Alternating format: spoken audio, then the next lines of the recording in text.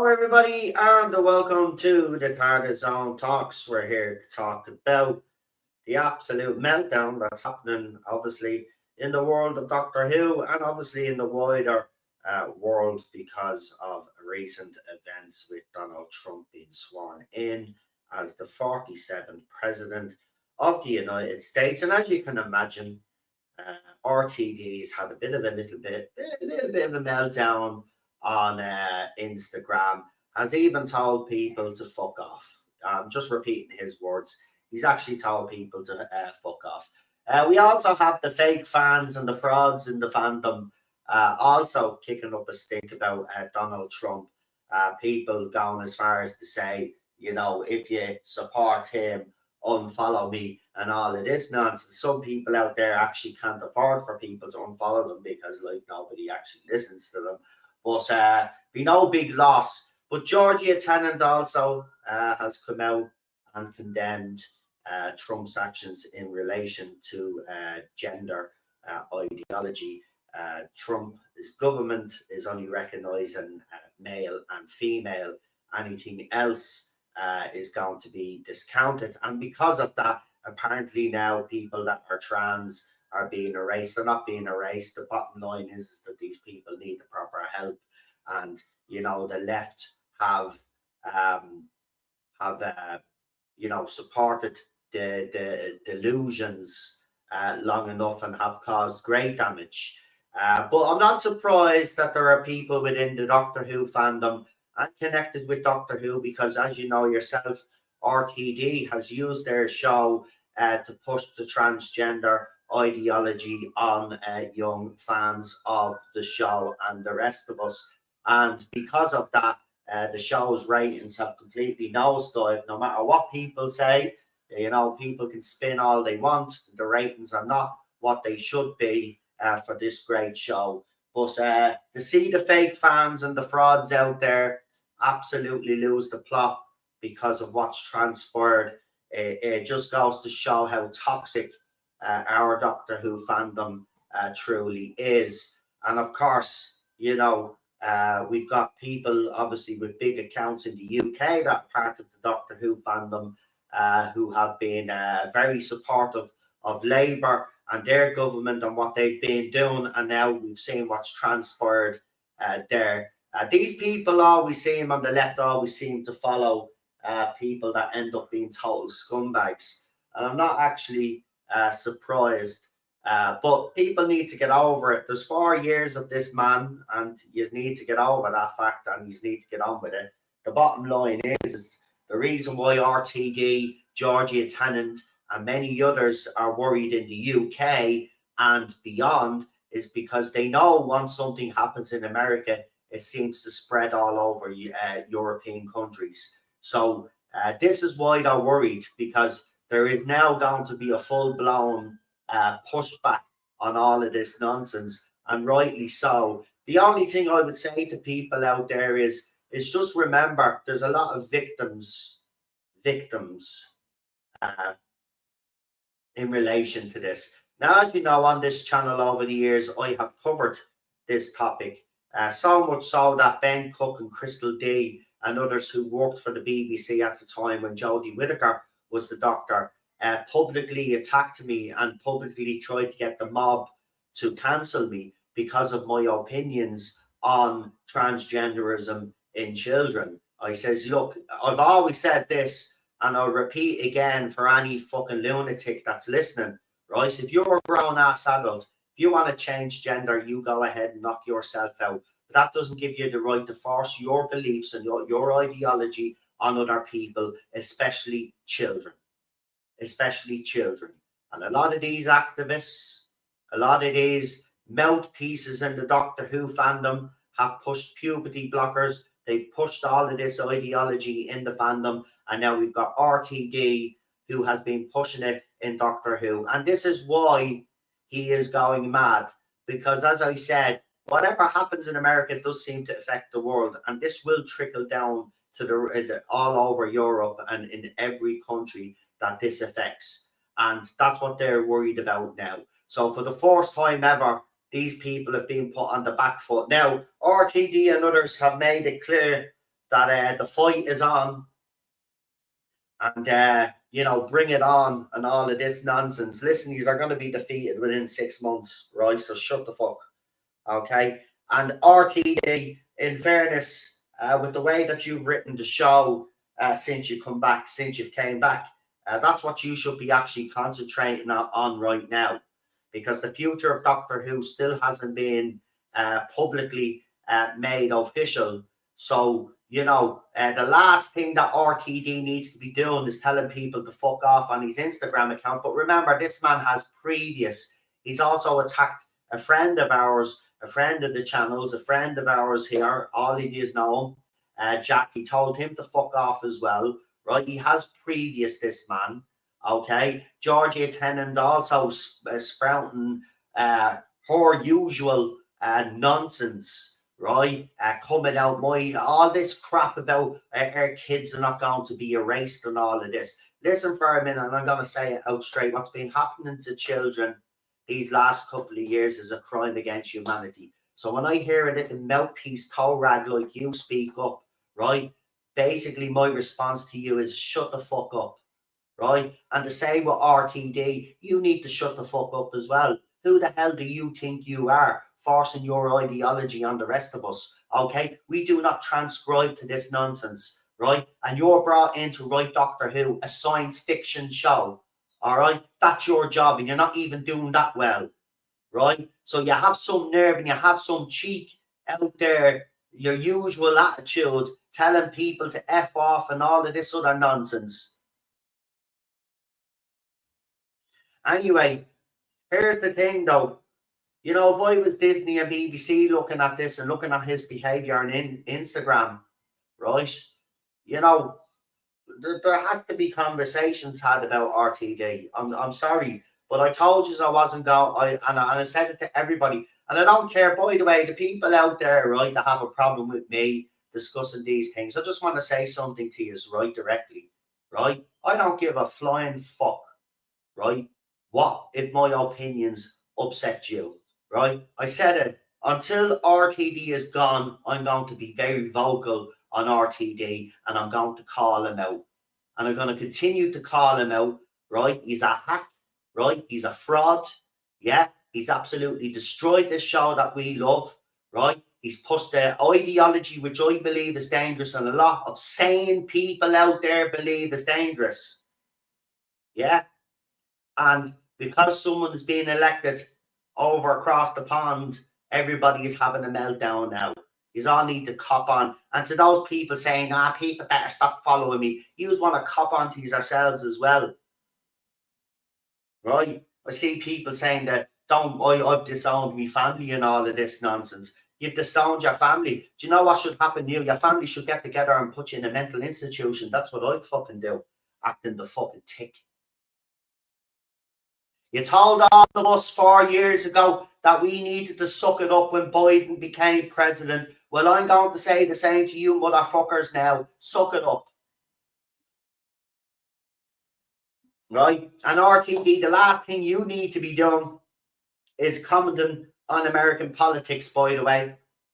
Right? It's none of your business what happens in America. All right? None of your business at all. All of these people interfering and giving their 2 cents. Georgia Tennant needs to shut the fuck up. David Tennant needs to shut the fuck up. RTD and every other fucking lunatic that's connected with this show that has said something anti-fucking Trump or whatever, some nonsense they spewed. Shut up. Shut up. We don't want to hear yous, right? We want to hear yous talk about Doctor Who and tell us what yous have planned for Doctor Who. That's it.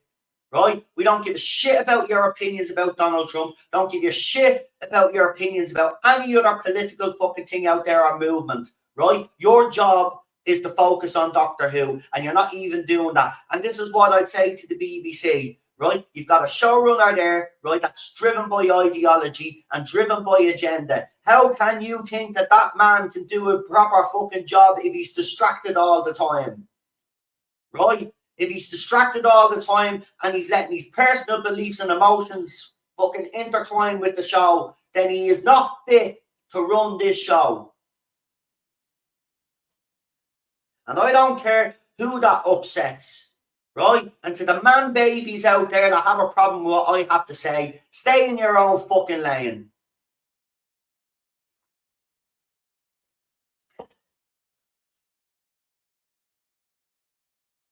Because if there's anything that I'm familiar with these last couple of years, it's fucking politics, Irish politics and American politics, because I've been covering it the last couple of years, as most of you know, right? I've gone into the political sphere, you know.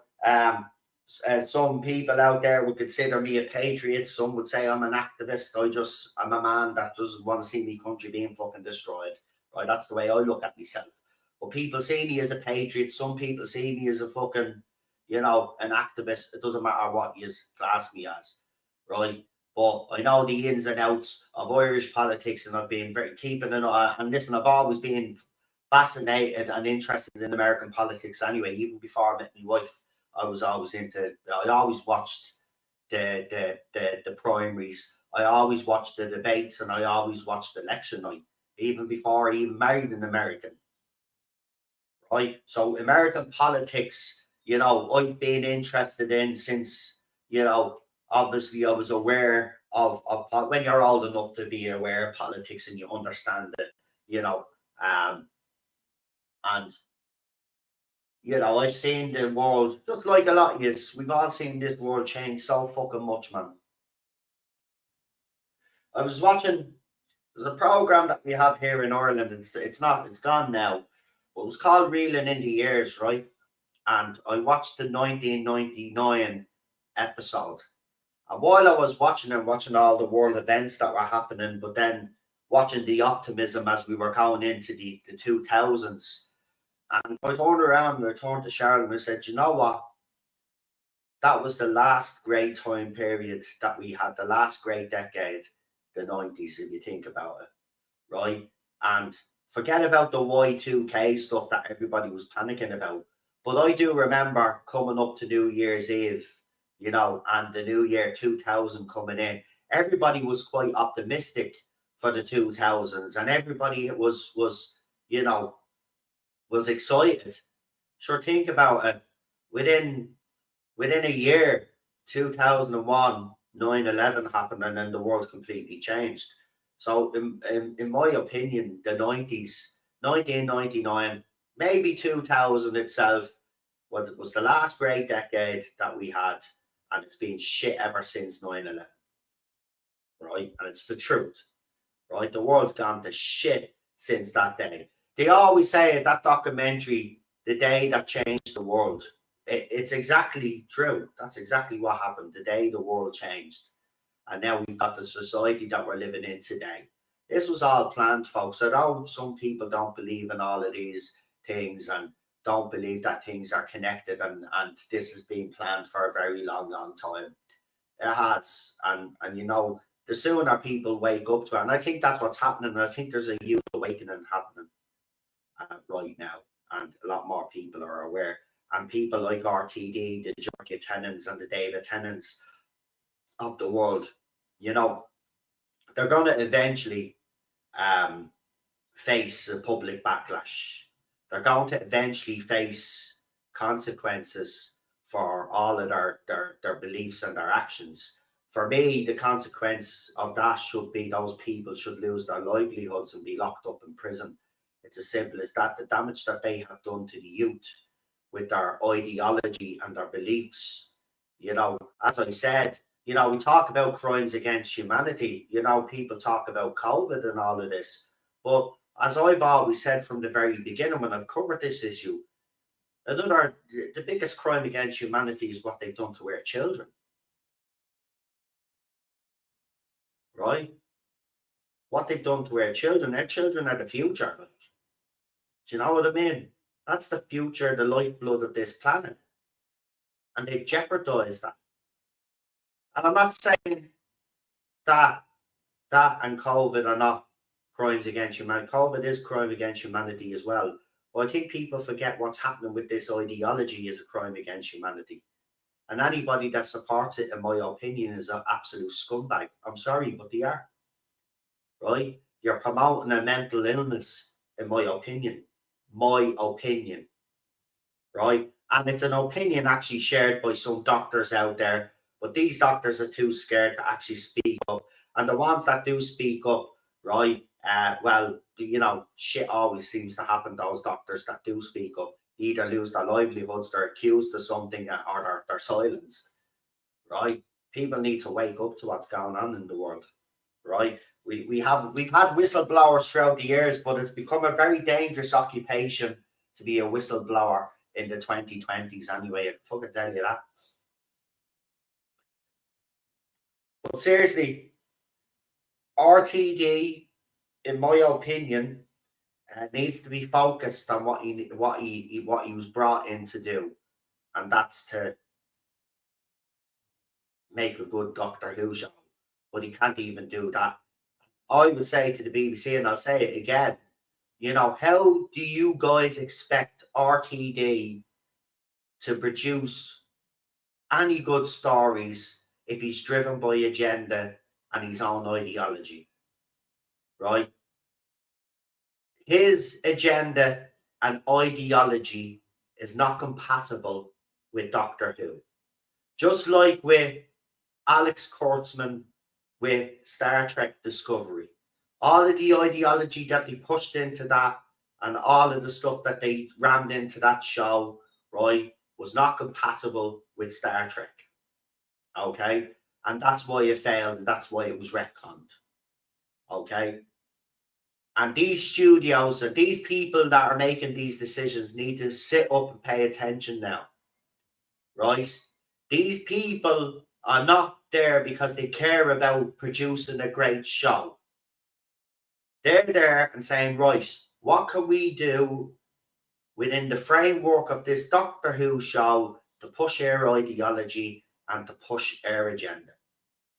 And when you go in thinking like that, rather than going in with the goal of creating decent stories, developing characters, developing plot lines, if you don't go in with that goal and you go in with the other goal, well, then you're going to get the shit that we've gotten, right? And the shit that we got under Chris Chibnall, right? This has been going on now long enough. Long enough. And the people that are making decisions behind Doctor Who, listen, I know there's some fans that are just at their wits' end now and would be glad to see the show being cancelled, right? Me, I'm always an optimist myself, right? Bring in someone that actually has love for the fucking thing, right? And understands sci-fi. Someone with a fresh mind, right? And just to say, there's been this call for fans apparently are begging for Stephen Moffat to come back. They're not fans of the show. They're calling for Stephen Moffat to come back, because Stephen Moffat has been absolutely shocking as well since he's come back. Look, and the bottom line is this, right? RTD left the show all of those years back because he said he was bored out. And he was. And he made the right decision for the good of the show, and he left, right? Stephen Moffat came in, and at the end himself, he said he was burned out, right? And he did what was best for the show, and he left. The biggest mistake that he made was he nudged Chris Chibnall to get the job, right? But both of them left because they were burned out, right? And you look at the stories that they've produced, right? They're stale. They're stale. There's nothing new there. There was nothing new there from Moffat either, right? So, in my opinion, they're still burnt out. They just don't have it anymore when it comes to Doctor Who. We got their heydays, and I'll be forever grateful for those two eras, because the RTD Force era and the Stephen Moffat era, yet Stephen Moffat era, in my eyes, is slightly better now because, I've re-examined the Moffat era. I've watched again, and I think I was a bit harsh on Stephen Moffat, to be quite honest with you. Yeah, there's still fucking duds in there, and I'm not going to lie, there's some awful ones. But the majority of his stories are absolutely brilliant. When he simplified it and didn't try to overcomplicate it, that's where you got Stephen Moffat at his best. But both of them are burnt out. They're both burnt out. And they have been burnt out. They need to be doing different stuff. They're burnt out when it comes to Doctor Who. They ran out of ideas when it comes to Doctor Who.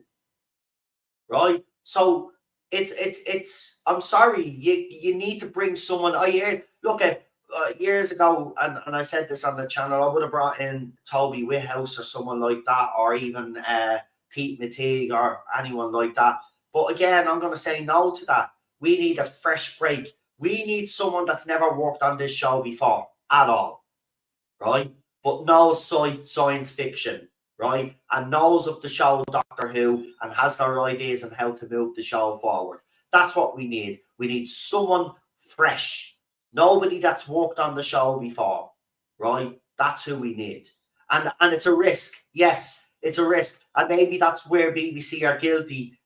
They won't take that risk, right? They took the risk with RTD, but let's be honest, it was natural that Stephen Moffat would become the successor because of his stories were very well received. And even if BBC did have someone in mind, and he did have people in mind back then before even Stephen Moffat, right? So, you know, they went with Stephen Moffat because he worked on the show. So you may as well say they gave the show to someone with a safe pair of hands, someone that was familiar with the show. So bringing Stephen Moffat in wasn't a gamble, right? RTD was a gamble back in 2004 when he announced it, and then we got the show. That was always going to be the gamble, but Stephen Moffat wasn't a gamble because his episodes during the RTD era were some of the best episodes, as we've all pointed out. So it was quite natural to hand the show over to him. Even if BBC did have other people in mind, they probably thought, no, we'll give it to Moffat because he's basically the safe option, right? And then again, Chibnall has worked on Torchwood. He's worked on, he's wrote a couple of episodes in Doctor Who, well, a few episodes in Doctor Who before he got it. In fairness, though, you know, looking at the shit that he wrote, how he got the show is beyond me. But again, it was like a safe pair of hands. It was a safe pair. They didn't take the risk. They thought they were taking a risk by bringing in a female doctor, right? That wasn't the risk to take. The risk was to get rid of these fucking fanboys, these people that have worked on the show before, and go with someone completely different that's never worked on the show. That's the risk. And that's what they need to do again. They need to take that risk like they did in 2004 and bring someone in that's never worked on the show. And yes, it's a fucking gamble. But it's a gamble that if it works, right? If it works, the payoff will be fucking huge. The payoff will be huge.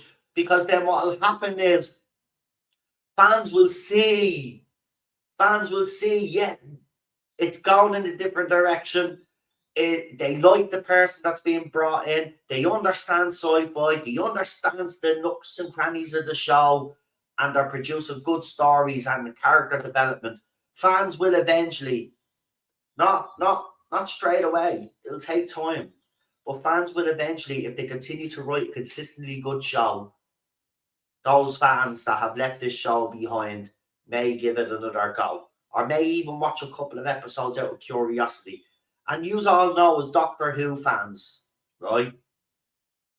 It either takes one or two stories. I said this to you the last time we were streaming. Everybody kind of remembers maybe the story that got them hooked on Doctor Who, right? There may be a couple of stories that got you hooked. It doesn't matter, but you get me point, right? There's always something there in Doctor Who to get you hooked. And if you can get those fans hooked again, as I said, they've got to take that gamble. But this show is being embarrassed right now because of the behavior of people that have worked on the show and the current showrunner, right? And the fans out there, the fake fans as I call them, you know, praising their stupidity, you know, just goes to show you how toxic this fandom is as well. We have a lot of work to do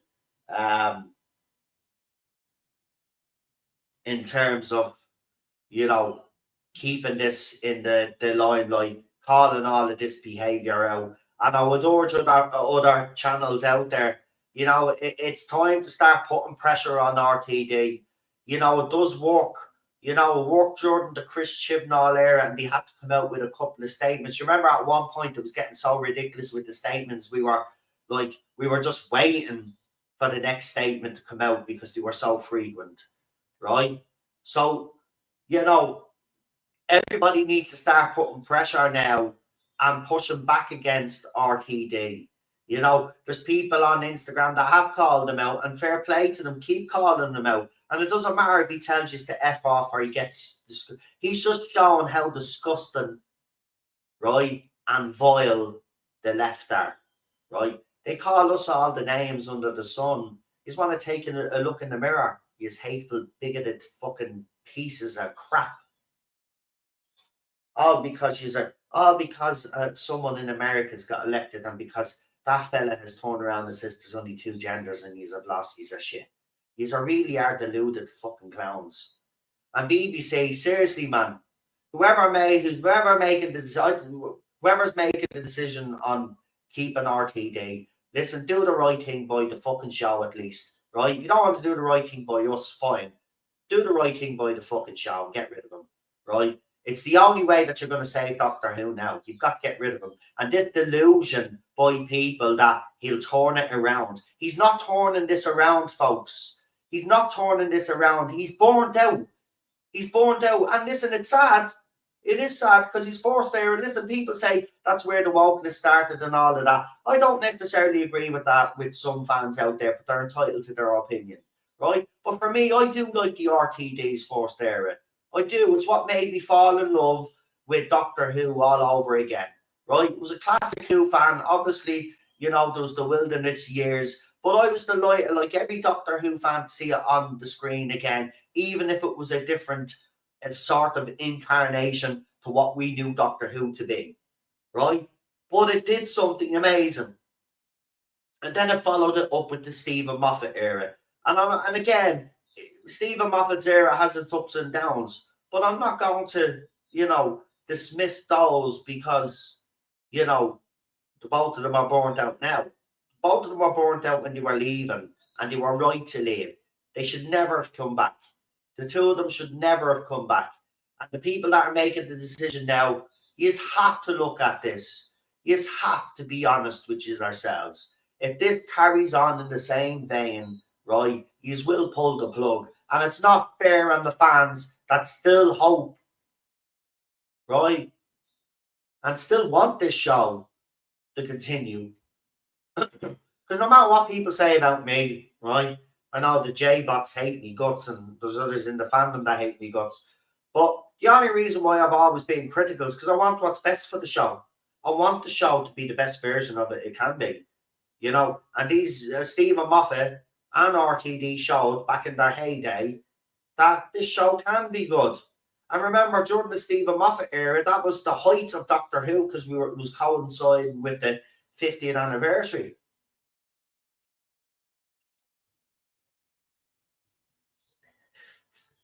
Back then, I even remember back then, Doctor Who fans weren't afraid to come out and say they were Doctor Who fans. Because the 80s kind of made the show a bit of a joke and ridiculed, and people didn't really want to be announced to the world that they were Doctor Who fans. But when RTD and Stephen Moffat came along, it gave fans the confidence to come out and people to come out and finally declare, I'm a Doctor Who fan.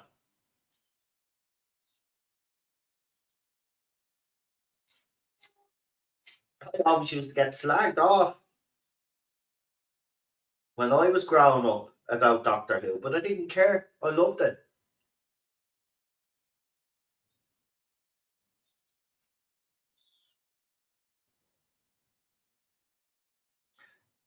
I just think fans deserve better after the way they've been treated. And I know these studios don't care about fans. They don't, you know.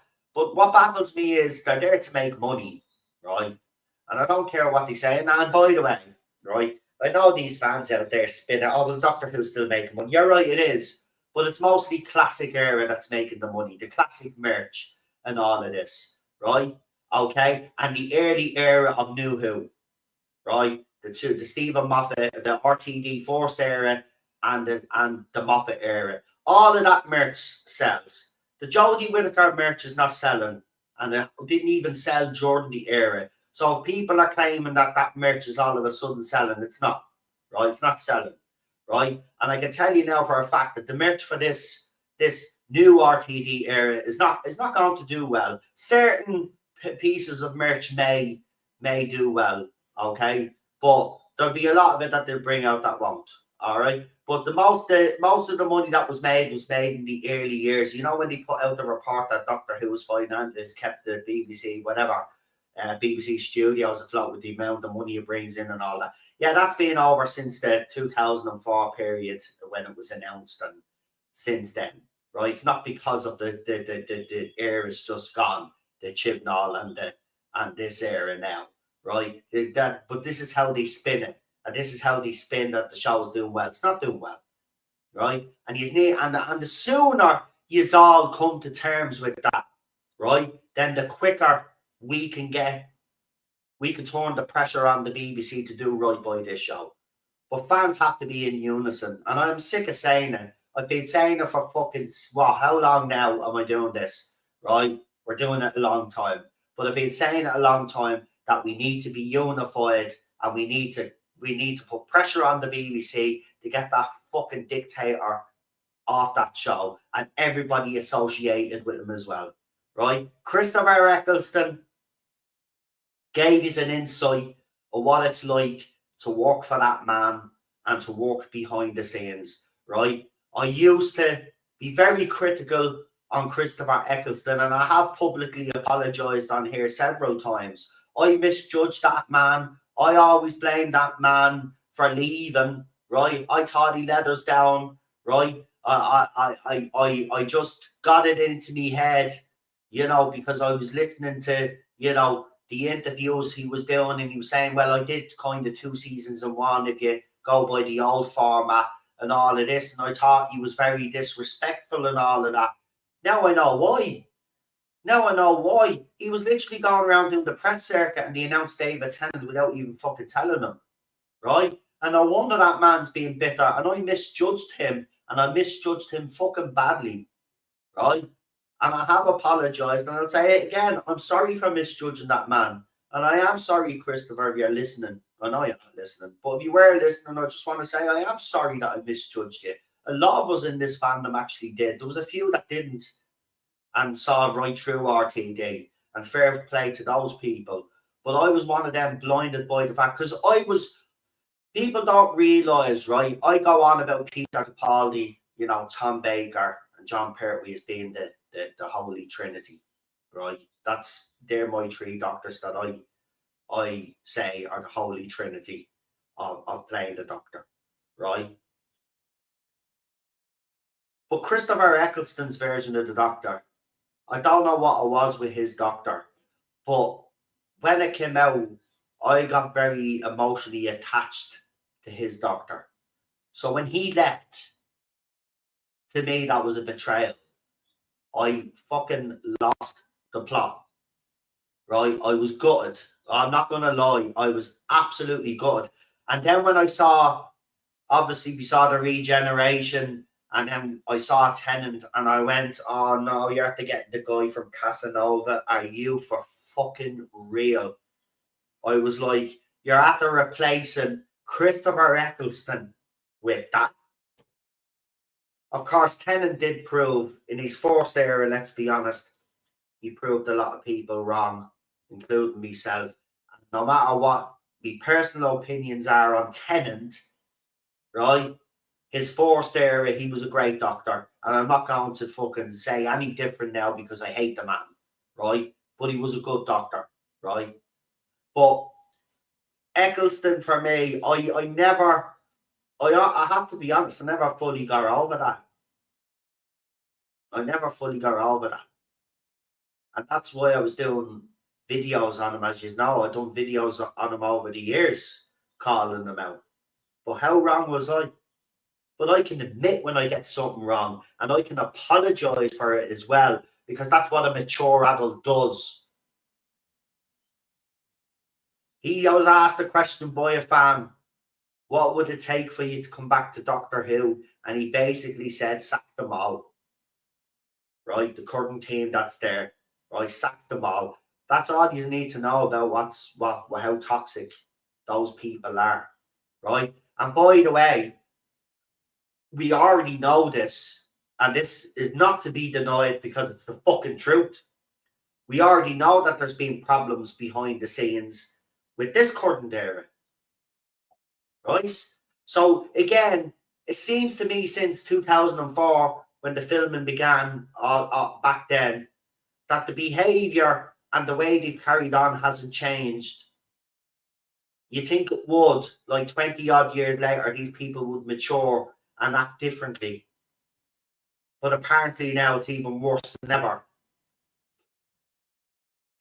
Even John Barrowman now has spoken up about the fact that, you know, people have shunned him, you know, even colleagues. And again, though, I'm not gonna say this. Look, I've always said what John Barrowman, what he did, like, you know what I mean? I wouldn't have personally done it myself. You know, he did it, but the people that he did it to never complained. You know, they were all right with him. You know, I know an official complaint was set was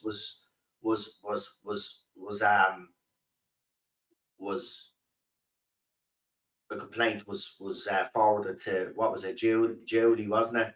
And she had a word with him, but that was it, and it was sorted. But he spoke about now the way they've treated him since, and then of course Noel Clarke being cancelled for absolutely nothing, right? And you got these people working behind the scenes of the show, toxic atmosphere, and whatever else is going on. And by the way, you could tell how toxic RTD is by the way, by just looking at his Instagram account. So if he behaves like that in front of the public, social media platforms, if he's behaving like that, can you imagine what he's like behind the fucking scenes? And by the way, this is not me accusing him of anything whatsoever. I'm just saying, based off his behavior publicly, then you wouldn't have to fucking be Sherlock Holmes to figure out that he's probably worse behind the scenes when we don't see him in the public arena, right? And that's absolutely fucking terrifying, because if he can like just flip at someone on social media for having an opinion or telling them to keep out of American politics because none of his fucking business, right? Then he goes and tells that person to fuck off. Right? He's behaving like that on social media. Trust me, he is an absolute piece of shit behind the scenes.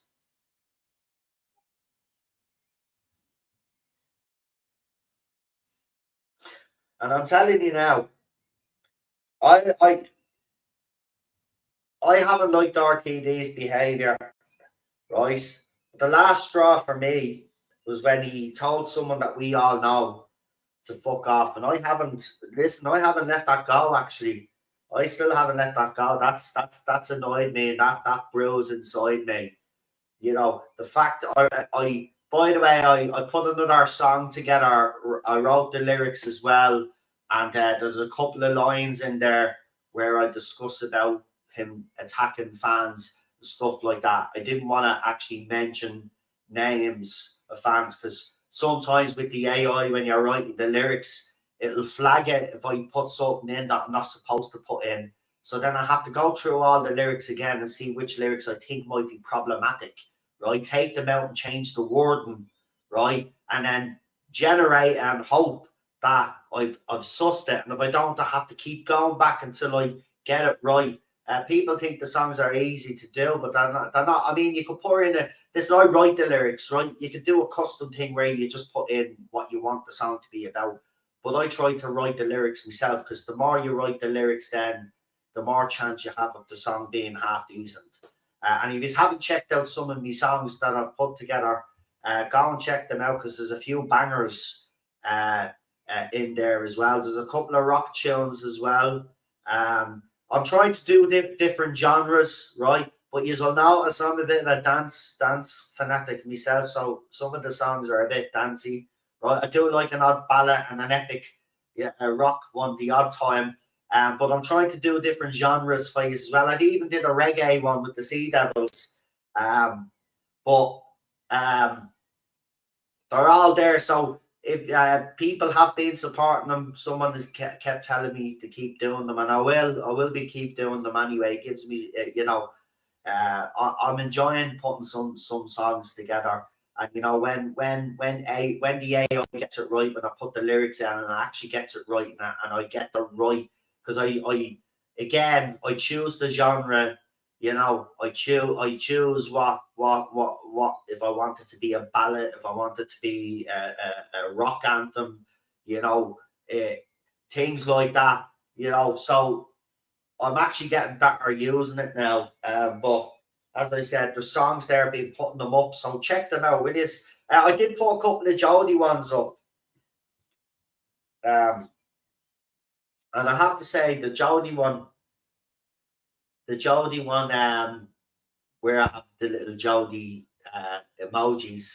I actually like that song. I have to say, it's again when AI gets it right, when you get your lyrics in, and I picked the right genre.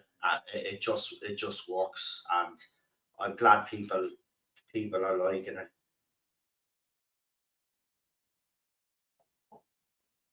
Oh yeah, yeah. Listen. Right. I seen this whole thing with Elon Musk. Right. I don't like Elon. Right. If you look at my Twitter, my ex account now, I've called him out because I think he's a fucking hypocrite, and I think he's a bit of a spoofer, right? But I went and I watched the actual video, right? I didn't watch the little clip that they put up. I watched the whole thing, right?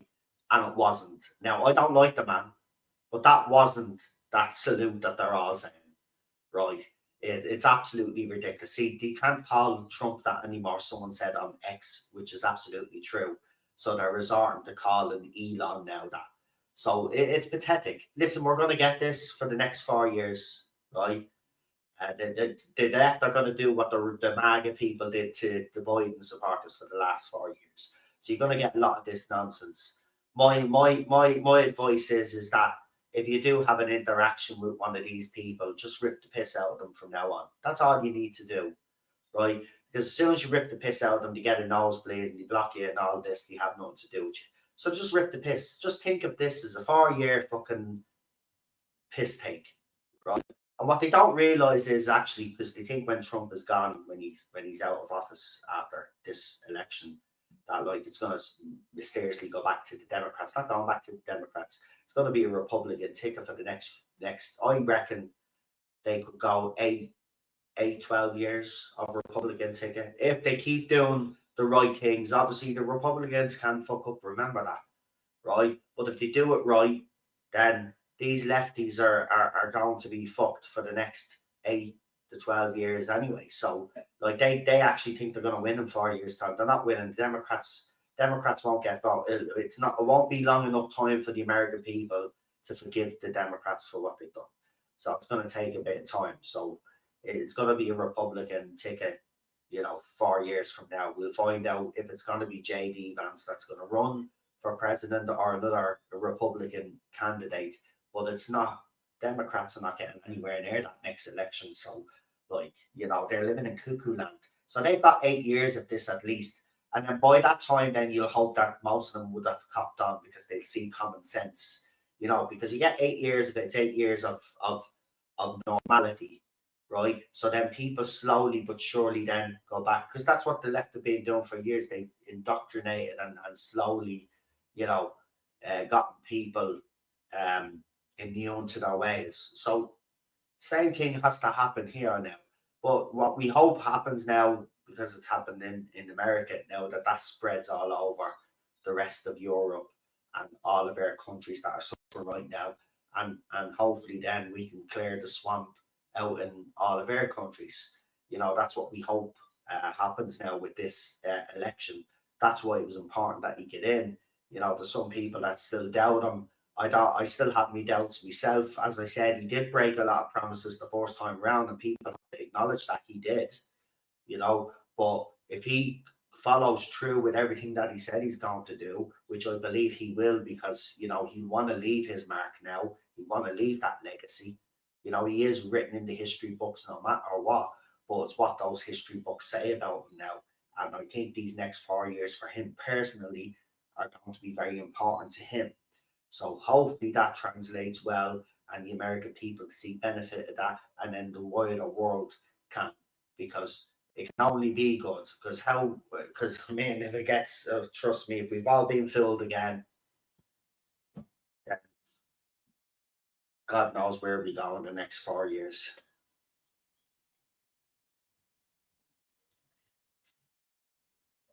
I know a lot of people are saying that, but you know what, Lee? You know, I hear Irish nationalists say that as well. But no, listen, we can't look. It's a good thing that he is in, right? But we can't be looking to him to save the world, right? Okay, he's got to put things right in America, and that's going to take up a lot of his time, right? You just hope that if their governments fuck up in any way, he's willing to call them out, which it seems like he is willing to do, or his people are willing to do. But the only way that we're going to win anything in their countries is to do what the people in America did. You know, they had MAGA, right? That was a whole thing. People call it a cult, whatever, right? Don't think it was a cult, it was a movement of people. But we need that in all of our countries. So the people in England need to kind of, you know, whether you like Tommy Robinson or not, whether you like these people that are setting up these protests and these marches and stuff like that, you should turn up with your English flag or your British flag, whatever, right? And get out there and stand side by side with your people. That's what you're going to have to do, right? Because he can't do everything. You know, he can put so much pressure, right? But it's up to the people then to do the rest. That's what I've been trying to tell Irish nationalists here. You know, they're looking for Trump to be the savior, even looking to Conor McGregor in their desperation. You know, it's we got to do it ourselves. It's the only way that we we we win this. You know, the people have the power. I know they have the guns, but there's more of us than there is of them. And if you looked at it, people have made a difference in certain parts of Europe. That countries now are run by a government that cares about them, right? And how was that achievable? Well, the people got together and made that achievable. So we all have to fight our own individual battles in our countries. We're also at the same time, if you think about, we're all on the same team because we're all fighting the same thing. But that's what needs to happen, man. People need to get out there now. I've said this even the last, you know, year. I've said, you know, there's a lot of people still sitting at home. You know, they don't get involved because it doesn't affect them. But eventually it's going to. But why wait? And that's my whole attitude. Has always been my, why are you waiting until disaster strikes?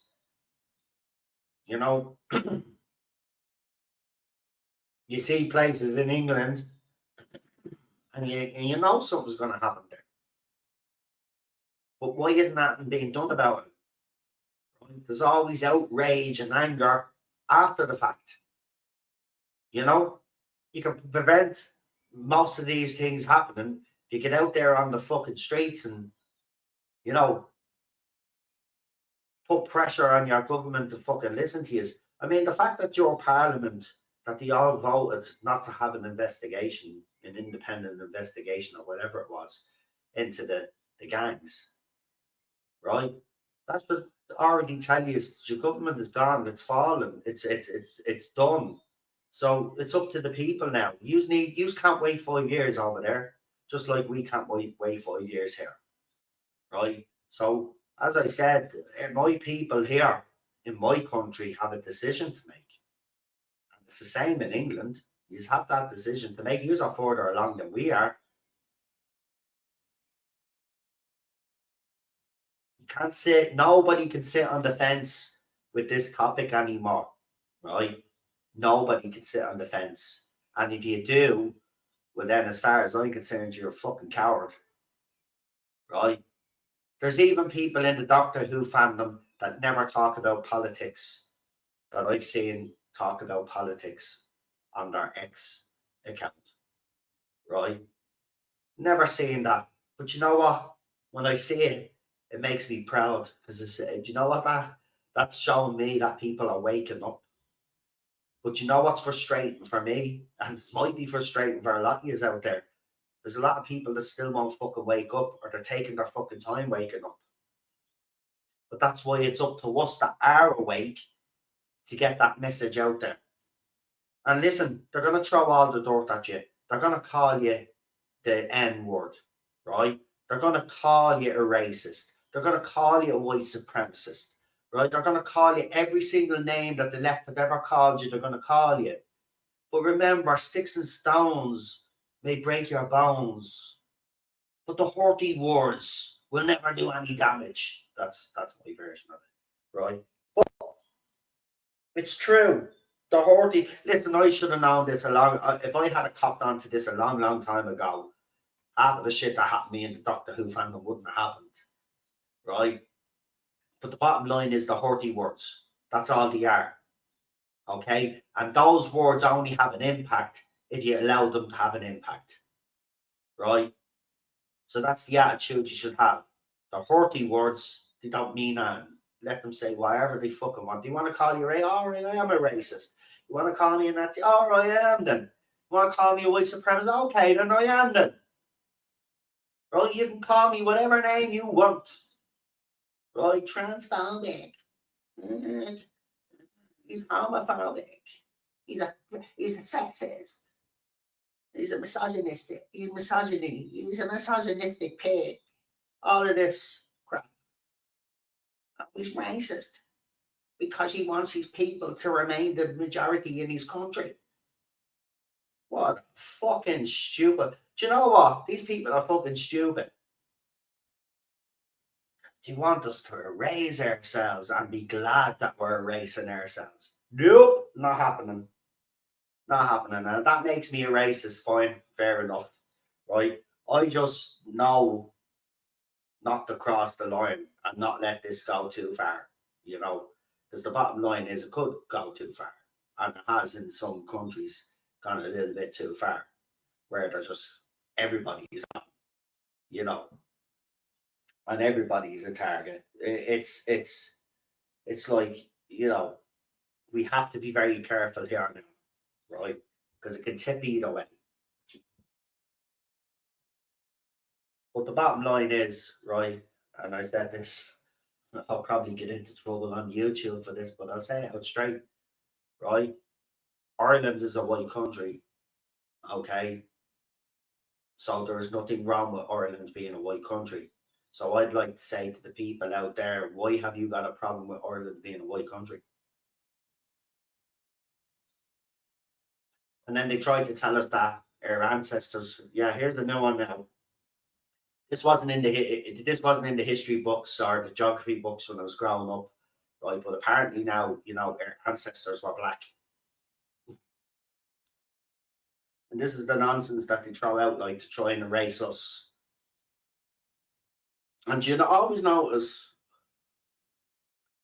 they wherever they're from, wherever country they come in, right? They have their kids or whatever, right? Blah blah blah. And they say, yeah, I'm a British, blah blah blah, British or Irish citizen, whatever it is, right? And then you see them on TikTok, you see them on slating your country, like slating. I might have a British passport, but I'll always be Nigerian. All of this. Well, if you see yourself as Nigerian and you don't see yourself as a British citizen or an Irish citizen, well then bye bye. Take your kids with you and fuck off. Right? I'm sick of these people coming out criticising us, calling us racist because we want to preserve our way of life here. And we have every right to preserve our right, especially us, after the fucking history we have. And no offense, the British fucking Empire, 800 fucking years of that shit.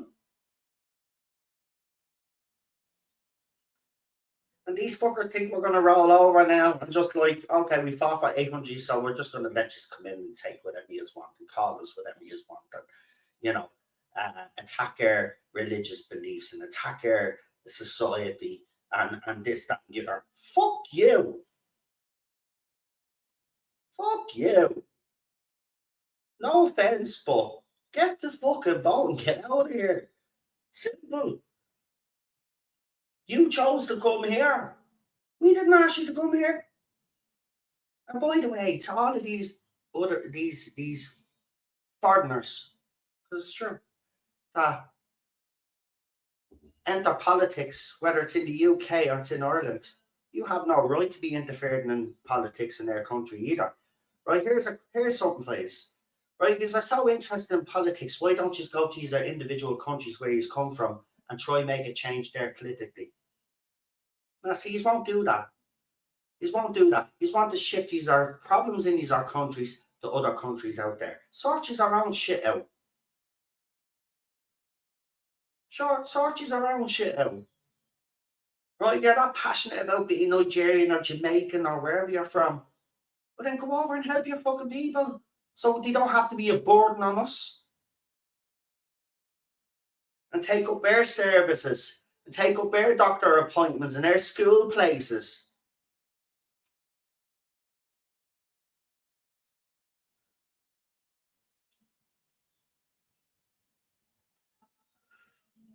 Yeah, enjoy your food.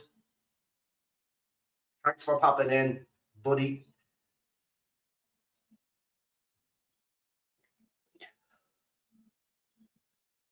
I didn't mean to talk politics, but I suppose it is a bit of a political strain because RTD had a meltdown about Donald. I mean, they all have, that fucking Trump, the reign syndrome, or whatever they fucking call it. Yeah, they all want to cop onto yourselves, man. We wouldn't be where we were if the people that were in charge of us actually fucking took care of us and did the right thing by us for the last few decades, right? But they haven't, okay? And it's about time that the people that are on this fucking planet stand up for their rights and stand up for their fucking beliefs and stand up for their fucking survival. Because my people didn't fight the British fucking Empire for 800 years to just throw it all a fucking way. Right? Even though there's some fucking Irish people in my country, just like in the UK, there are people there that are willing to sell their people down the fucking river. Remember that, right? We've got traitors in there and rats in our own country. And they're just as bad as the people that are trying to fucking remember that. They're just as bad, right? Enemies from within, right? It's not always the external, it's the internal fucking garbage that we have in our countries that are destroying our countries, right?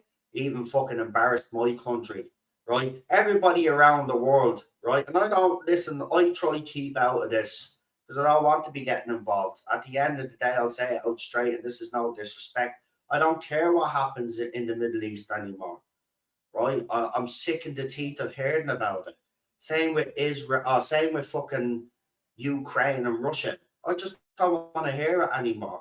I was watching and reading in the years. Remember the 90s, we had Kosovo, Sarajevo, all of that shit, right? It happens every fucking decade, right? There's shit going on somewhere, right? And I'm just sick and tired of listening to it all, right? Okay? So I just got to the point where I don't care.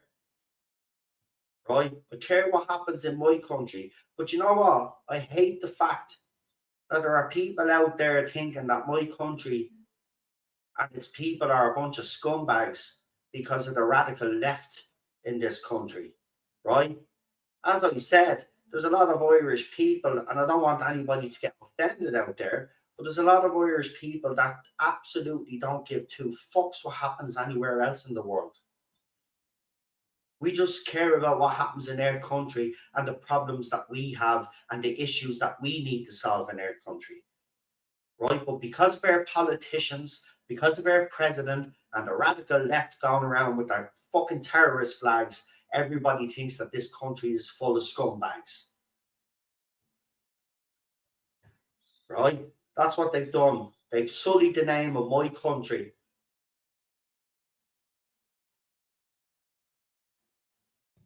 I'm fucking sick of it.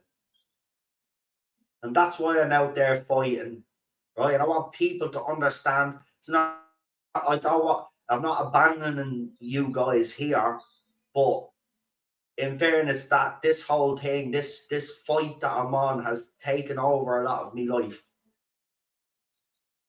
because it's important and it means the world to me because I know what the consequence is if we don't succeed. And you all know what the consequences are if we don't succeed. Right? Scotland has every right to be Scotland. Wales has every right to be Wales.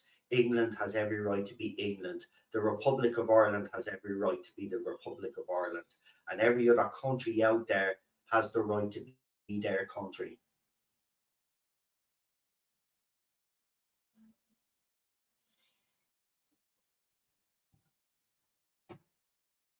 But look, there's a new dawn. I didn't mean to do that, but that's all right. But there is a new dawn. And it's a new day. And the next 4 years at least is going to be very interesting. So we'll see what effect his presidency has on the rest of the world. But hopefully it causes a bit of upset and an uncomfortable situation for all of our governments. Because if he can put enough pressure on them that they're on the back foot and then the people then, get out there, then we can try and destabilize our governments in both countries. Because listen, guys, I feel so sorry for you over in the UK. I really do. I even said, Jordan, that the election that our choices were pretty shitty. He's had Labour and he's had the Tories, which is vote the Tories back in again. Which was the lesser of the two evils. That's what yous had to vote on in your general election because the other parties weren't quite ready to mount that challenge. And it's the same in Ireland, Fianna Fáil, Fine Gael again will lead a coalition like I predicted. Because again, nationalist movement in my country hasn't gotten its act together and it's not unified. So how do we expect to get at them politically? But again, same thing has to happen here. Pressure has to be put on the Irish government. They need to put on the back foot just like in the UK. But I do pity what happened in the UK because she's had absolutely horrible choices. I think most of you on reflection would probably vote Tory. And I know that's a controversial thing to fucking say, but I think knowing what you know now, I think you would have voted in the Tories again. It wouldn't have been a fucking landslide or anything, but seeing the way Labour has conducted itself and the way those politicians have acted during that scandal is absolutely disgusting. I would be absolutely embarrassed. And listen, the Irish government have embarrassed us, so I know how you feel. But if I was a person living in the UK, I'd be absolutely embarrassed by that government. They shame yous all, right? And yous are a proud people, no matter our histories. Yous are a proud people just like we fucking are. And yous value yous our heritage, yous our culture just like we do. And you know what? Not just for our children, but that alone for me is enough for us to fight. To save those traditions, those values that we have. They're worth protecting. Your country's sovereignty is worth protecting. Your flag is worth protecting. Your children are worth protecting.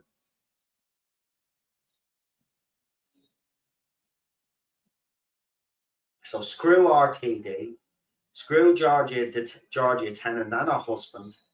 Yeah, they're plagues on this fandom. They're plagues on this show. And unfortunately, that's something, look at, I wouldn't let that ruin the enjoyment of Doctor Who, right? I wouldn't, but I know it does affect some fans, right? But I wouldn't let it because then they're winning. Personally, they're winning,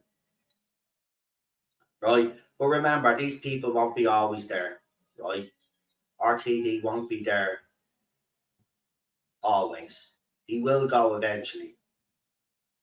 We just don't know when.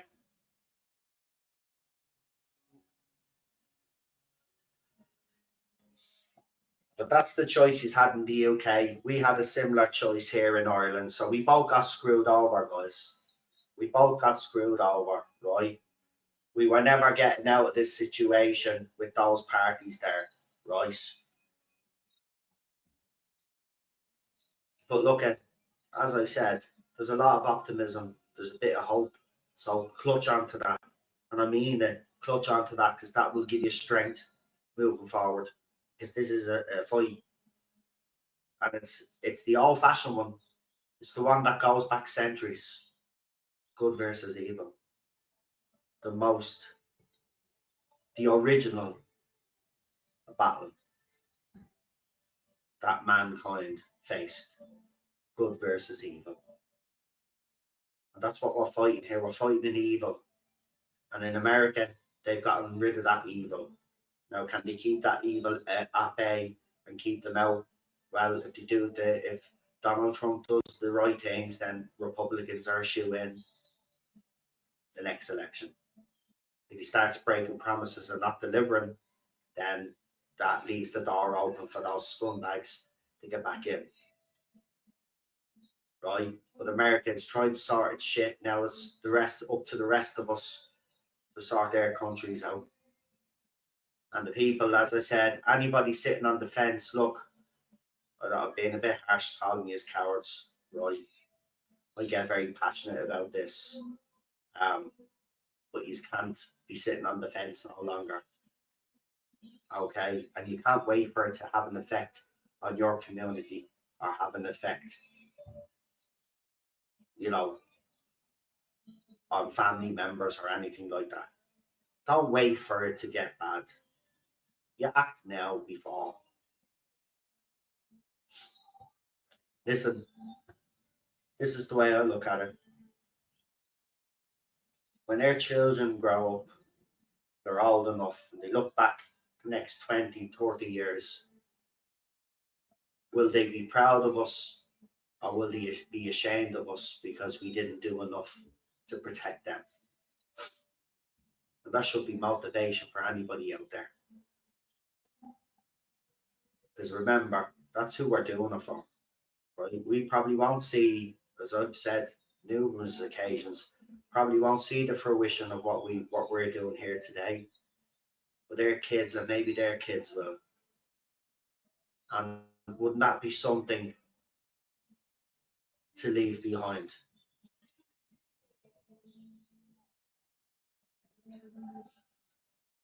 So for me, I'm going to keep going.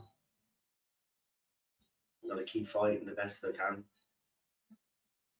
And if I get arrested again, so be it. The bottom line is that you've got to be willing to put your neck on the line. You can't go in half measures. So if you're not willing to get arrested, then you're not really in it. And it's not that I want to get arrested, by the way. And by the way, I was released because I did nothing wrong. They just, they don't like protesters. I've all seen it all over Europe. It happens in Ireland as well. They just grab people off the streets. That's what they did with me.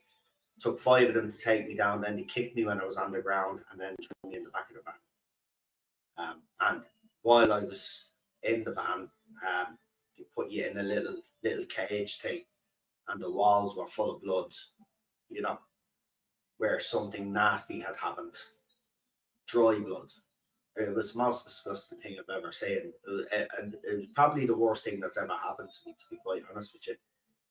Very traumatic, I'm not going to lie. They nearly broke my arm. They nearly took the arm out of my socket completely. Like, I had bruises. Sure, I showed some people the photographs, but I did nothing. All I was doing was standing there with the tricolour.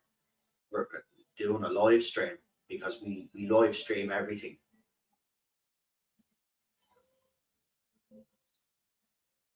So I know how hairy you can get. And that could have been, that would have been a very good excuse for me to say, you know what, I'm not fucking doing, I'm out. I'm out of here. I'm not willing to put my neck on the line. But I didn't have that attitude. Even when I got to the guard station, they did put me in the cell then. They put you in the cell, right, and then they open the window, right, and they shout little insults in at you, or little things to try and rile you up, because they had nothing on me. So they wanted to get something on me. They wanted me to freak out in the guard station and lash out, right, to get a charge. But because I didn't, and this is what I've said, I've really grown up the last few years with controlling me temper, controlling me emotions, because no matter what they tried, it just wasn't. Actually, it got to the stage where I was so relaxed that I decided, no, I'm going to take a bit of a nap. I'm going to take a bit of a nap on the fucking bed there, right? So I just lay down, right? Just lay down while other nationalists were screaming, "Let me out!" All of this, banging their heads off the wall, faking injuries, like, you know, pretending that the guards beat them up, but they do it to themselves. Like, I just sat there. But that day, I learned a lot. I learned the ones that were willing to actually put their necks on the line, which the ones that weren't. And you only associate with people that I know that are willing to put their necks on the line for this country, because that's what's going to have to happen. See, in our country, people died, took a bullet for this country. I'm not saying that we should take a bullet for our country, but the least we could do to protect the legacy and the history of before and future generations is to stand up and be counted. It's our turn. This is our test now as Irish people. Your test as British people. This is your fight now.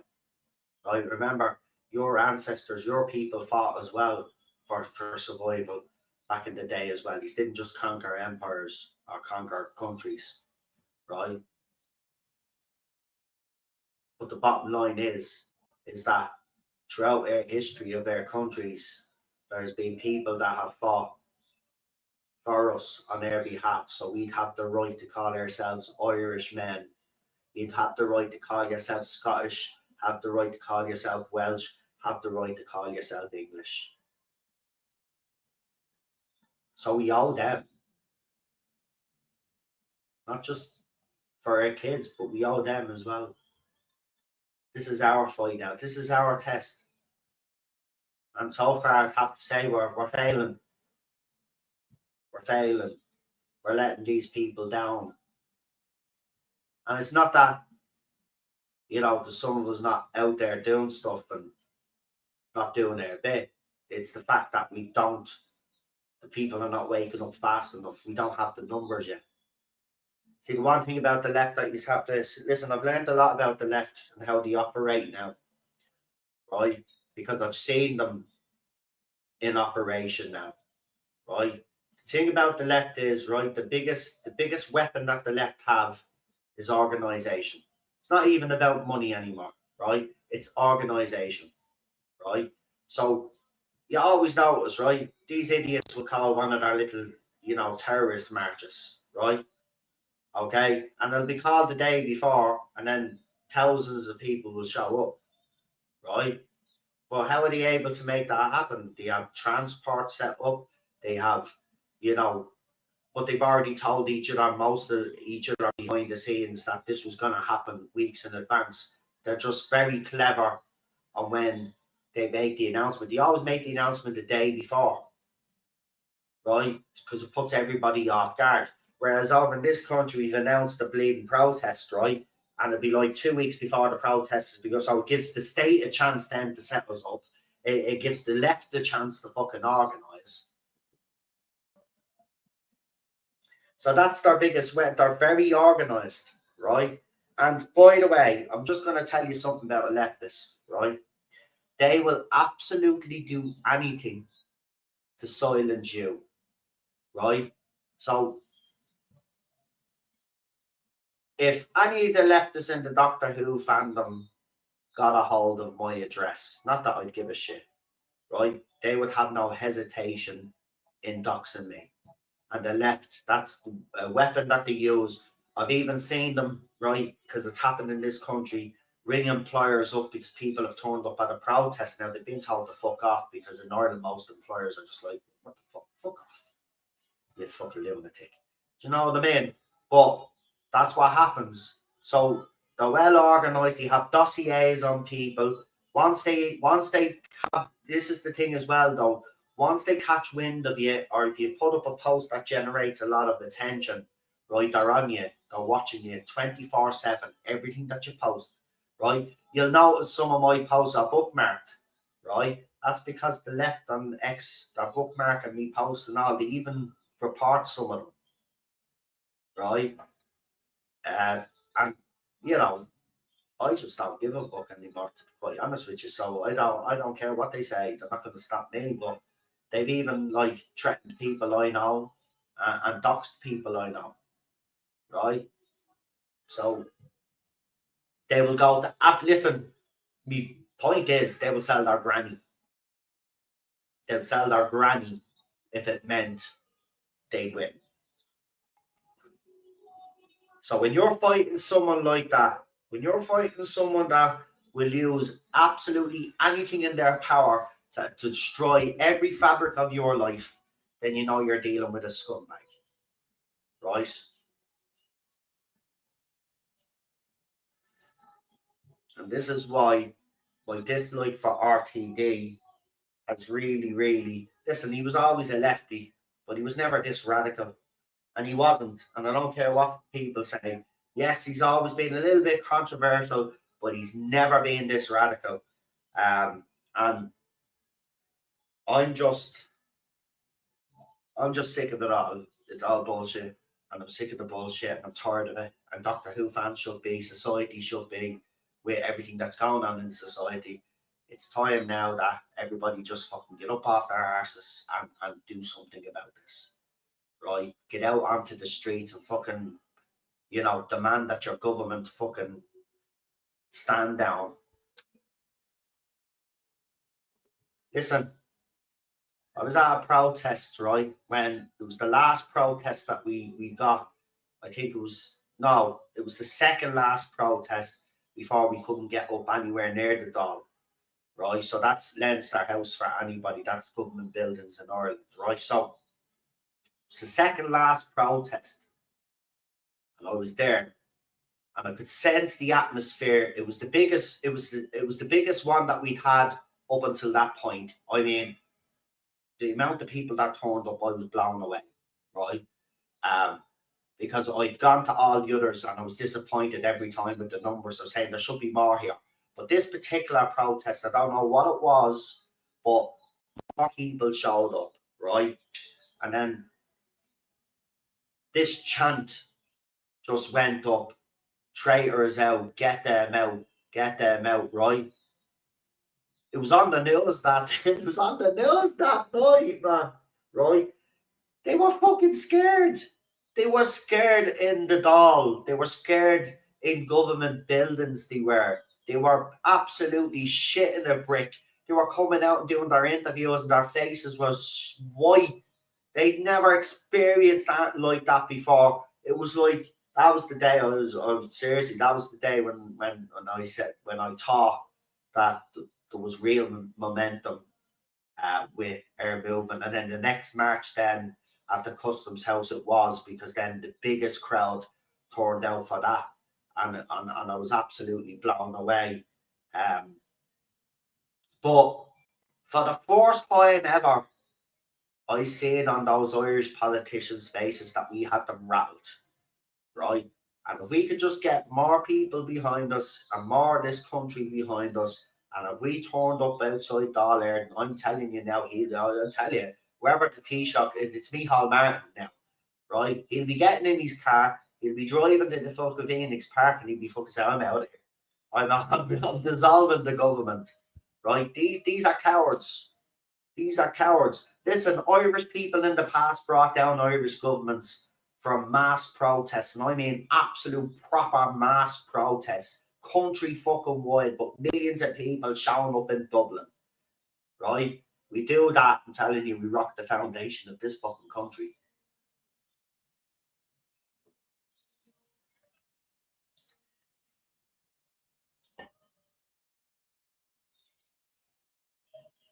Look, there's a lot of people in history that said a lot of things that, you know, if you look at the world today, they were absolutely spot on with their predictions. You know, a lot of these people get judged because of other actions and stuff. And listen, I have every reason to fucking hate Churchill, you know. But you know, he spoke and he said things that have come true. Even Margaret Thatcher, back in the day when she talked about Europe and she talked about migration, even back in the day. Listen, I hate that bitch. I hope she's rotten in hell, to be quite honest with you. But again, I cannot deny that she was absolutely spot on. She said that countries would lose their national identity and their sovereignty. And she was absolutely spot on. She was absolutely spot on. And I hate her. I fucking hate that woman with a passion because I grew up when she was around. The Iron Lady. She was Irish people just that. Listen, the Brits didn't like her either. Thanks be the fuck. We both had something in common there. Everybody hated fucking Margaret Thatcher. Except the military class. They fucking loved her. You know, because she went and fought for the little rock. Oh. But look, bottom line is this, right? Don't be afraid to call out RTD. This is my whole point to this. Is chest out, right? Chest out. You have nothing to be ashamed of. You have nothing to feel guilty about, right? All right, chest out and call that man out, right? It's the only way we get things done around here, right? Like everything, right? We put pressure on, right? Listen, I'd even go as far as to say, you know, and I'm fucking serious about this. Maybe, you know, there should be some sort of protest organised at Wolf Studios and BBC at the fucking same time and call for RTD to be fucking sacked and the rest of his team to be fucking sacked. Seriously, I think that's how far we'd have to go now. We got to put pressure on the BBC. And listen, BBC, when the pressure is on them, they don't like it. They crumble, and they've crumbled loads of times, right? But maybe that's where we're at now, right? Maybe that's where we're at. Now, some people think that's a stupid fucking idea. But look, it's worked where it works in the political sphere. So why can't it work in the TV fucking industry? When if you think about it, the two of them are closely connected now. So maybe that's what it's going to take. People showing up outside the premises of the BBC and Wolf Studios with their placards and protesting and demanding that RTD and his team are sacked.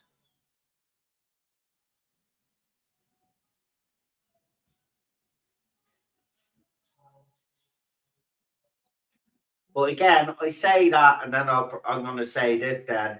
But I think, you know, with the fandom's morale being so low, the fact that some fans have walked away, I don't think fans would be bothered in doing something like that. But if I knew that there was people, you know, interested in doing that, I think it's something we should get fully behind and fucking promote. Pick a fucking date and get everybody to go to those locations. And I see if I can fucking even fly over for it, you know? Anybody there, any little J-bot or lefty twat that's I said that to me, then he's can fucking meet me face to fucking face.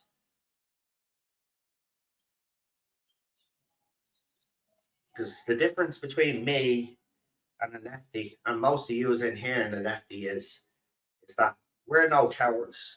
I'll face anybody in this Doctor Who fandom that's had a problem with me, and I'll say to them, repeat everything that you fucking repeated online to my fucking face now. Right? By the time that finished, they'll be kissing me fucking feet. Garen fucking Tid.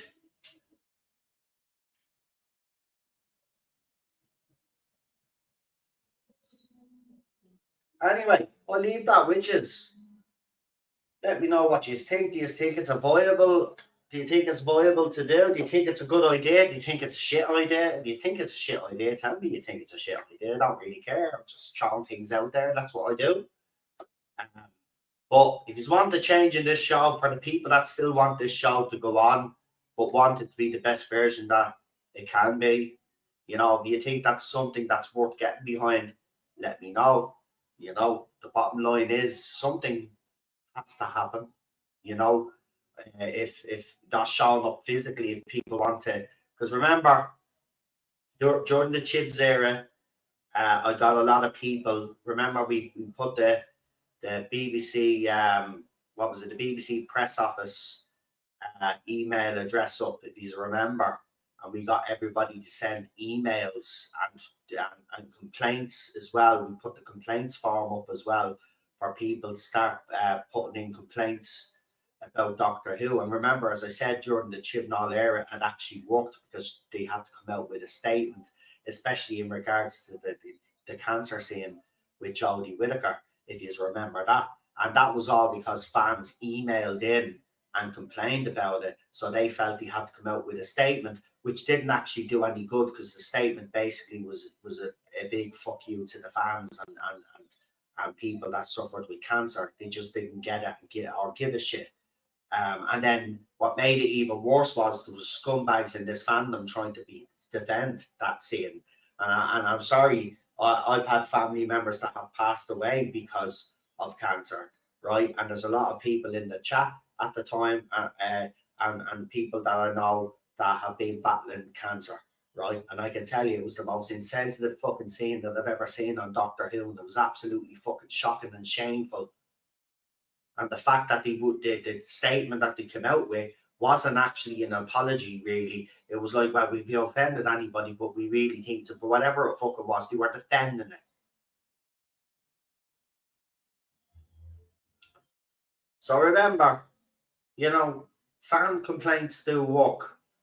So if you think that's the way we should go, instead, getting the other and I would say to other YouTube channels as well, there, if you think that the email thing is a good idea, sending complaints into the BBC, but we all do it, like, because I remember that a lot of fans, because I know Scottish Stavros and Friends sent an email, because behind the scenes everybody was sending a screenshot of the email that they sent to the BBC. So people actually did go and in this chat and did actually send emails. A lot of you actually did send me screenshots of your emails and let me know that you sent emails. So maybe that's something we could do, but other channels would have to get behind it as well and actually, you know, promote that and say, listen, and put the details, put the complaints form in for people to start making official complaints, you know. Remember, there's a certain amount of complaints as well, you know, they get. And, you know, we can even try and get Ofcom involved if we have to. If we have to go down that route as well, go down every route. We do. Do you know what it'll do, though? Here's the thing. Some people say, oh, I won't work now. But what it will do is it will give a publicity, because the Radio Times and other outlets out there like Digital Spy, all of them, they will not ignore that fans are complaining. They will start reporting on it. And then other fans that have been sitting on the fence or don't want to cause or rock the boat or anything will look at this and see that they're actually fans complaining. So they'll decide to write their email. And that's what it'll do. It will encourage other people out there that haven't had maybe the courage to speak up publicly to send an email behind the fucking scenes.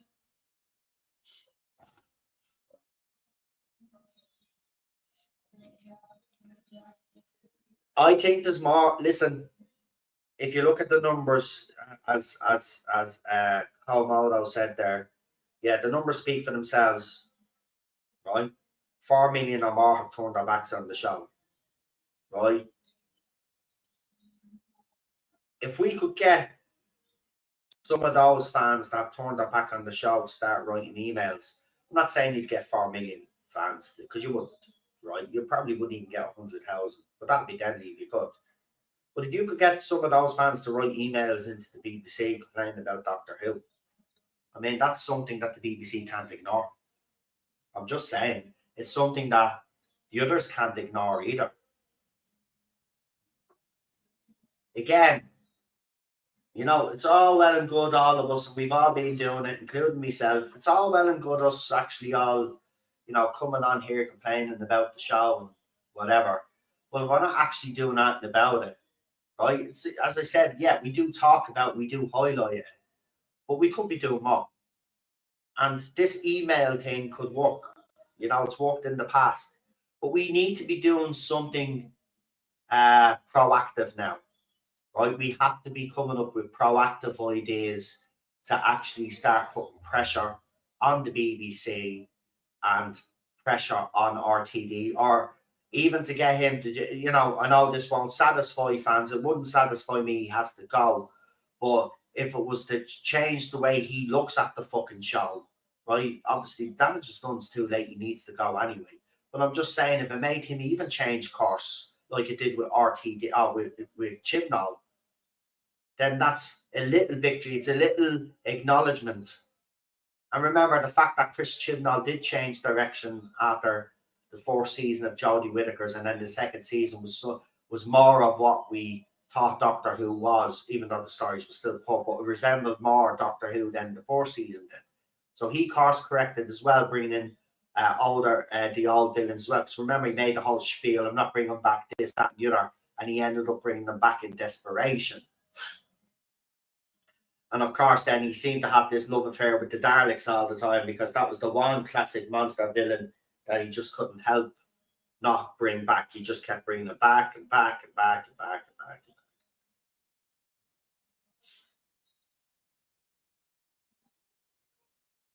Stephen says it was the worst insensitive scene ever shown in Doctor Who. My best friend died of cancer. It was disgusting. Absolutely right. Absolutely right. I was angry even watching it. I think I did the watch along for that one. I was angry even watching it, mate. It was totally disgusting. But look, you know, as I said, fans did hold RTD, Chris Chibnall of BBC to account for that, because he had to come out with a statement, even though the statement wasn't what should have been. It was typical BBC statement, not taking responsibility. But that's nothing new with the fucking BBC, as we all know by now. What did I tell you about that organisation, by the way? What did I tell you? I know some of you already knew, but what did I tell you when I was talking about Doctor Who in the early days? That organisation was rotten to the core, and there was more than one Jimmy Savile in that fucking organisation, right? And look what's happened since. Okay, it's fucking disgusting. And the fact that BBC on Doctor Who as well kind of fucking sickens me now, that it's connected to that organisation, that scummy organisation. That's why I said in Rabbi's chat the other day, you know, if Doctor Who fans could afford to chip together and buy the fucking IP, right, get it out of BBC's fucking hands, and then find some way then of getting this fucking show back up and running. It'd be difficult for fans to do it, of course. You know, it's like the way the German football does it. They give a percentage of ownership to the fans of the football club, and then basically those fans then get to elect people that have the football and knowledge to represent them and put their ideas. So that's what needs to happen. It needs to happen if we can't get an option of bringing someone new in. You get a group of maybe Doctor Who fans that have a few quid, find how much the IP is worth, and try fucking rip it from the grasp of the fucking BBC. And then what you do then is, as I said, those group of fans then are represented by someone who knows the industry then and makes the decisions on bringing in potential showrunners and all. But then everything has to be voted on by those select fans that have bought it. Say, right, so we're in agreement to who's going to show run now, blah, blah, blah. They don't interfere with stories or anything like that, just in that process there. That way, then, if anything goes wrong with it, right, then the only people are to blame the fans. But fans won't fuck it up. They'll get the right people in. Yeah, the 50+1 rule, it's called. Yeah, that's it. But kind of do that, kind of inspire that model for the TD industry.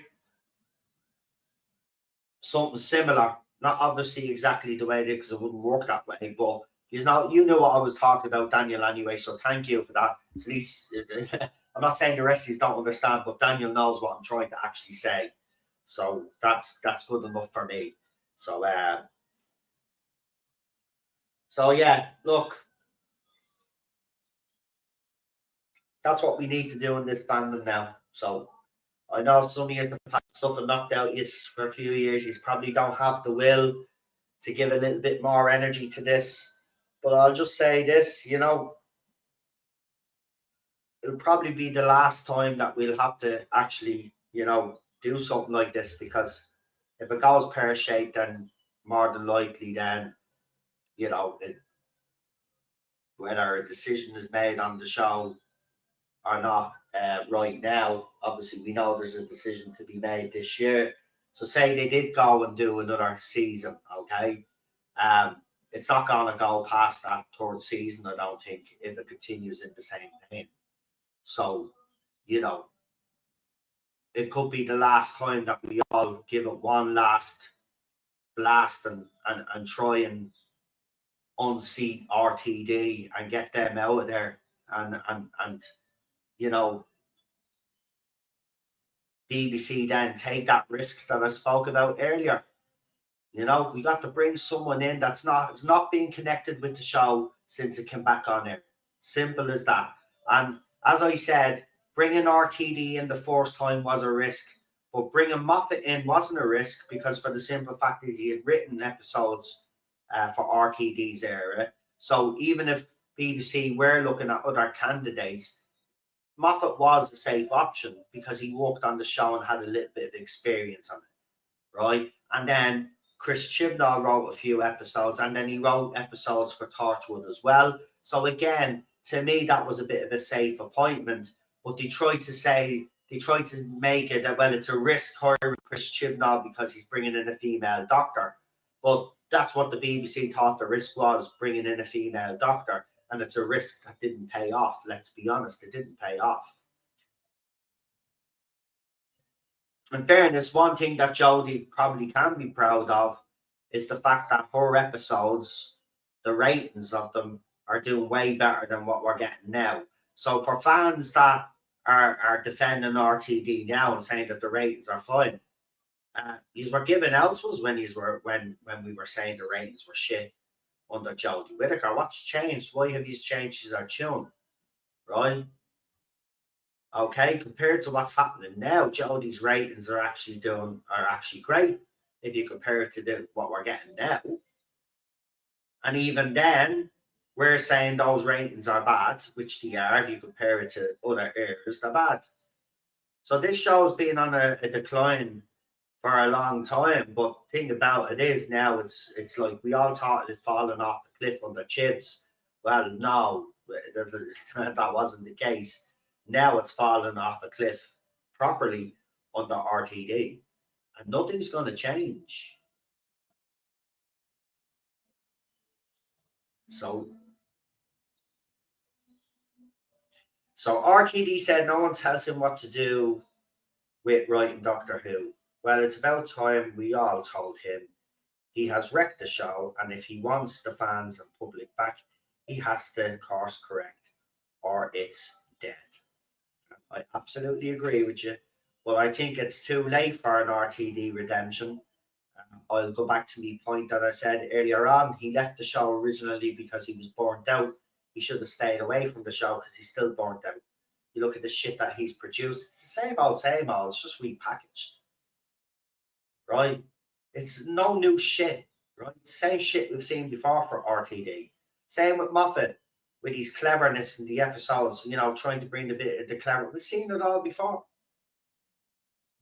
There's nothing new. Those two men were burnt out by the time they left, and they made the right decision when they decided to leave. Right? Some will argue that, you know, Moffat probably should have left after the Matt Smith era, but in fairness, I do think his Peter Capaldi era is actually very good.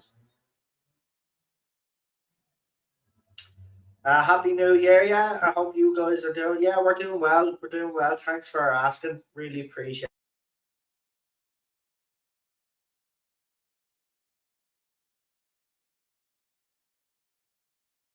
But look, this will probably be the last time that we have to fight for this show, because if it continues in the same vein, I'm serious, I don't think it's going to last. Even if it does get renewed for the third season, as I said, we have to wait for the official announcement. You know, no official announcement has been made. So until an official announcement is made, as far as we're concerned, the show is in limbo. But if it does get the third season, I don't think personally, and this is just an opinion, and again, I have to explain the difference between an opinion and a fact, because some people out there don't know the difference. But my opinion is this, is that if it is renewed for the third season and RTD does indeed get his third season, well then I think after that it'll be done. I don't think it's going to survive after RTD, quite honest with you. If I were BBC now, or the people that are making the decisions now, season 2 is already in the can, so there's nothing you can do about that, right? And he's doing his spin off. That's fine, right? But I'd actually go to him and say, right, listen, we would like you to continue with the spin off, but we're going to make changes with Doctor Who. We're going to relieve you of your show running duties on Doctor Who. And you take that whole team out and you let them concentrate on the spin-off if they want to concentrate on the spin-off. And as I said, you take that risk and you bring in new blood. And then you have a chance. Then you have a little bit of a chance. And that's just an opinion, by the way. That's not fact. I'm not saying it's fact and that's what's going to happen. That's just my opinion if we continue in the same vein. Right? It's either that or it's cancellation, in my opinion. So we'll see what happens. Well, look, I'm going to leave it there because you can probably hear the music in the background. So, you know, I think it's the Leinster Senior Cup. So I think it's a kind of a pre-season tournament. So the League of Ireland comes back next month. So pre-season, I think it's pre-season or it's an official, it's a cup anyway, but they're playing tonight. So the stadium is lit up and there's music playing. So I don't want YouTube to pick up on the music, because they do, and they always bleed, and I have to bleed and appeal it and say, well, fucking, it's not my fault, it's background noise. Anyway, I'll leave it there. Look, we didn't discuss it yet, but we will be discussing. So again, the so-called fans of this Doctor Who, and I call them fake fans because they're fake fans. So the fake fans out there can't separate an artist from their work, and that's in relation to the latest allegations in relation to Neil Gaiman. So he's been in the old news for behavior that we can't really discuss on YouTube, because, you know, there are a bunch of idiots, but they let people pretend that they're women on their platform and spew their fucking ideology and nonsense. But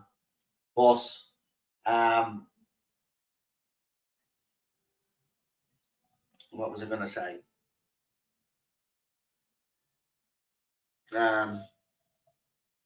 It's gone out of my head again. This has been happening quite a lot now.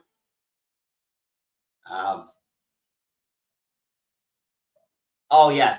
So these fake fans are saying that the BBC or anybody that's shown Doctor Who cancel certain episodes from people that have been cancelled either by the left or have been accused.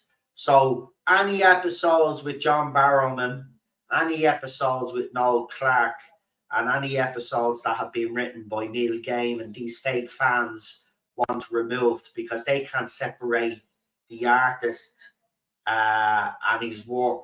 They can't just judge not judge the work, but they can't just watch the work and separate the artist from the scumbag. Do you know what I mean? There's lots of movies that you have probably watched out there anyway, unbeknownst to you fucking clowns, that have actors or actresses in it that have done some horrible fucking things. Actually, most of Hollywood, right, if you dig beneath half of the actors or actresses that are idolized, they've all done some bad shit or ended up in prison for some fucking something, right? So, you are a bunch of fucking hypocrites, right? Listen, the bottom line is this: none of these episodes, in my opinion, should be removed. Okay? If you can't, as I said, separate the two, well, then that's on you, right? Okay? The rest of the Doctor Who fandom that enjoy those stories or enjoy those characters that these people have played that you don't like either, right? That's not, I don't give a fuck, right? Yeah, sorry with this fake outrage bullshit, right? Nothing should be cancelled. By the way, just in case BBC do actually, go down that route and start actually listening to these fake fans, these fucking idiots, I would tell you again to go out and buy your physical copies.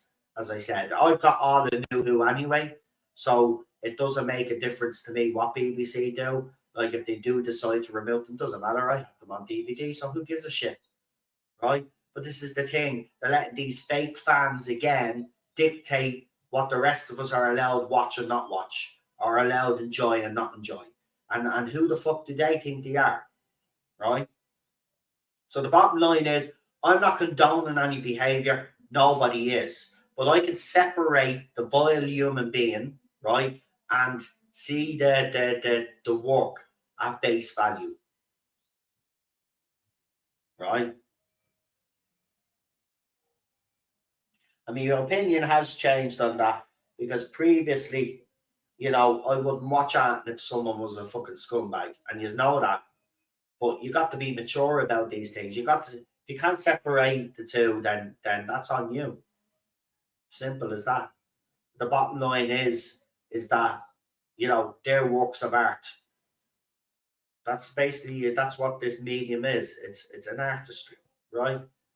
So bottom line is they're there to be enjoyed. Just because you enjoy them doesn't mean that you're supporting the person that's done something heinous, right? But again, these fake fans and these lefty fans that we have, they're so determined to destroy everything, right? Remember, they tried to cancel a dead man in Pertwee, right, a few years back, right? The same with William Hartnell. When it came out, he may have been, this, that, and the other. They were going after him as well. He's been dead for fucking decades, right? These scumbags just hate Doctor Who, right? And that's the way they should be treated, like scumbags, because that's what they are. And he's all needs to fucking just come down on these people that, as I said, chest out, right? You've nothing to be ashamed of, right? These people don't like their show. They don't care about the way we do, and they hate anything that brings joy to people.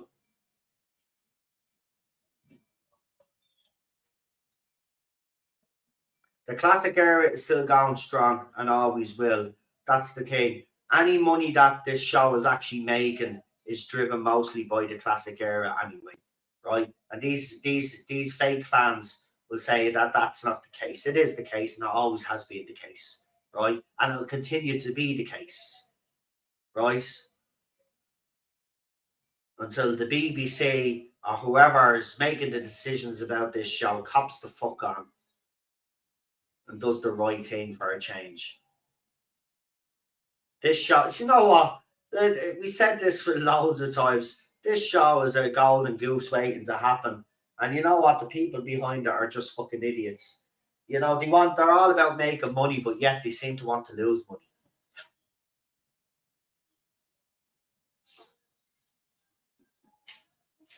I tell you, if you had someone, right, with half the passion that Doctor Who fans have, right, coming in, and half the passion that we had, we'd be on to a fucking winner.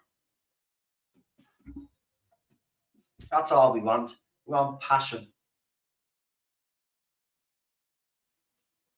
Show that you care. Everything that comes off the screen with RTD's era is passionless. Look at the way he's writing now. It's fucking depressing. Depressing. Right? He's a middle-aged man. He's probably having a fucking, I wouldn't say it's a midlife crisis because, Jesus, this is worse than a midlife crisis. And I don't care, right? There'll be a certain person out there and other people out there that'll criticize me and do loads of videos and start complaining about what I've said here tonight.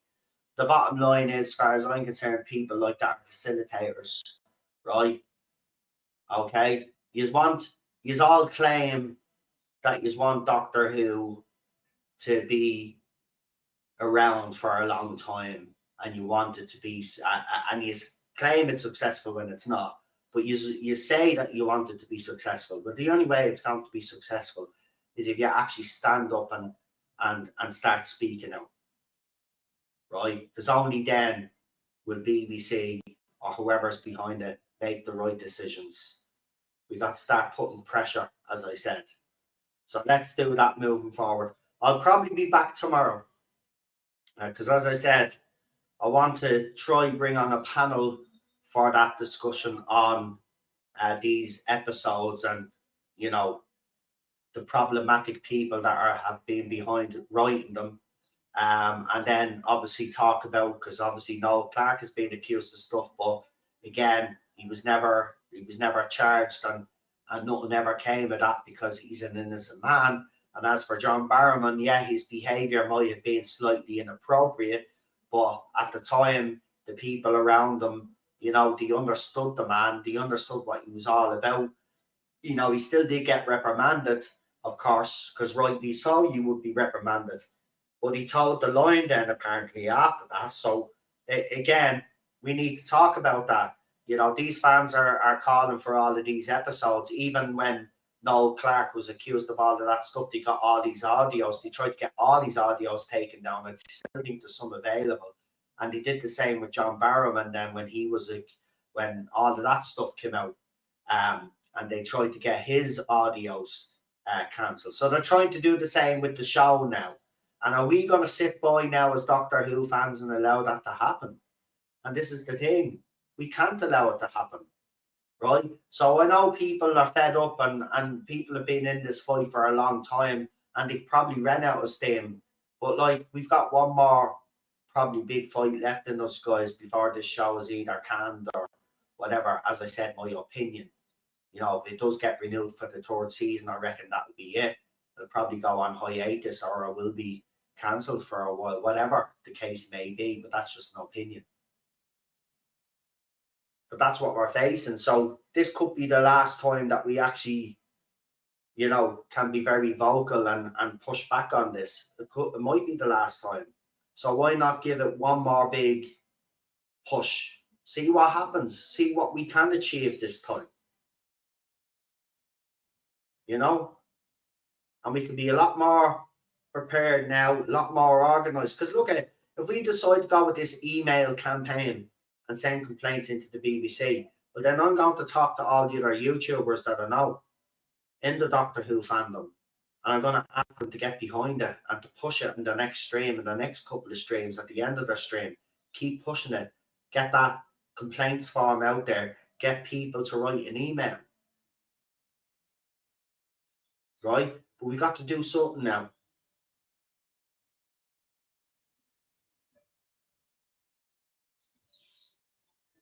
Anyway, I will leave it there for now. Thank you for joining me, guys. Really appreciate it. As I said, we'll be back tomorrow. I want to do that panel. So I'm going to send messages now to a couple of people there now and see if they want to join me tomorrow.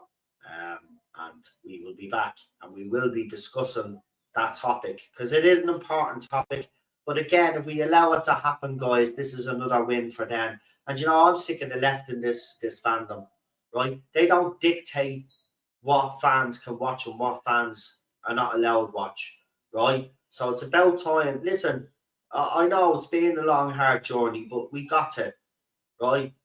Nobody else will pick up or defend this show. It's up to us to do it, right? Because remember, some fans have walked away and abandoned the show. Us that are left here, we have to do it. We have to do our bit, right? We have to be vocal again. We achieved a lot in the Chibnall era. I was very proud of what we were able to get accomplished as fans, right? Be in no doubt, we can accomplish even more now, right?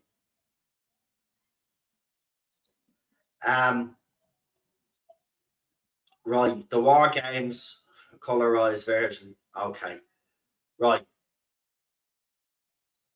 I'll say this what I said at the time, right? There seems to be this whole shtick with trying to make classic Doctor Who episodes or stories, I should say, appeal to modern audiences today. But what the people behind Doctor Who don't realize is that most of the people that are in the fandom today are absolutely stupid fucking idiots. And that's the truth. When we saw the Jodie Whittaker era, and RTD indeed has done it himself. You know, when you have to explain the plot or the narrative on screen, you know, you're not actually doing your job properly. But again, the reason for that is because the IQ of this fandom has massively dropped because we have fucking idiots in it. And they don't actually understand the complexities of Doctor Who. So you get an idiot like Ben Cook, who's a lefty twat, to re-edit the War Games into a 90-minute bastardization, then, you know, again, as I said then, you know, the classic Who wasn't made for stupid people.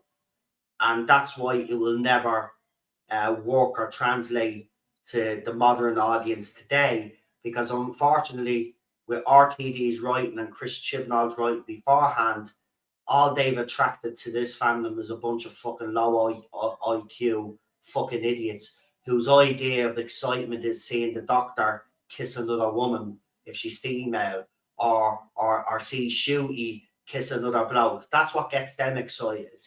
So as I said, low IQ fucking idiots controlling this fandom. Right? I've had enough of it. Right? So classic Who, it doesn't matter what story it is, right, was not made for the modern audience, because the modern audience today, right, or the lefty of the audience are a bunch of fucking idiots. They need everything explained to them, right? They can't figure out things for themselves because they're so stupid. And by the way, if you don't believe me on the low IQ, you can actually Google it. There's actually a whole thing on it. IQs have dropped all around the world. So I don't say this to be mean. It's a fact, right? We got the lowest denominator of IQ in the fandom, in all fandoms, in society, melting off with all of this shit. That's why we're in the problem. That's why we have the problems that we have in society. We have with TV, we have with the music industry, whatever it is, right? Because it's full of people with low IQ, fucking idiots who don't understand or can't put a fucking coherent sentence together. Like Joe Biden. Right? But so my opinion on this is this right. Colorization, I look at, for me, it's I prefer black and white. If the episodes are in black and white, I prefer them in black and white. I'm not going to complain if people like the colorized versions. I don't mind if you do a colorization version if they keep the whole thing the same. Right? Nothing has changed with the story and it's the original. I don't mind that fans have that option. I just prefer watching Patrick Troughton in black and white. Simple as that. As for cutting down classic episodes, I think I've made it quite clear with me response. It's a bastardization of what we grew up with. And as far as I'm concerned, that's unforgivable. And the fact that whoever hired Ben Cook to do it, whether it was on RTD's orders or someone else gave those orders, the fact that he was the one that was behind and responsible for the editing after the way he's treated fans and actually being, gleamed with the light on X and social media for Doctor Who being ruined under the female Doctor, right? So the fact that you get him to do it as well, it's another fuck you to the fans. It's another stick the fingers up moment at the fans, right? But Classic Who wasn't made for the modern audience. It was made for the audience back then.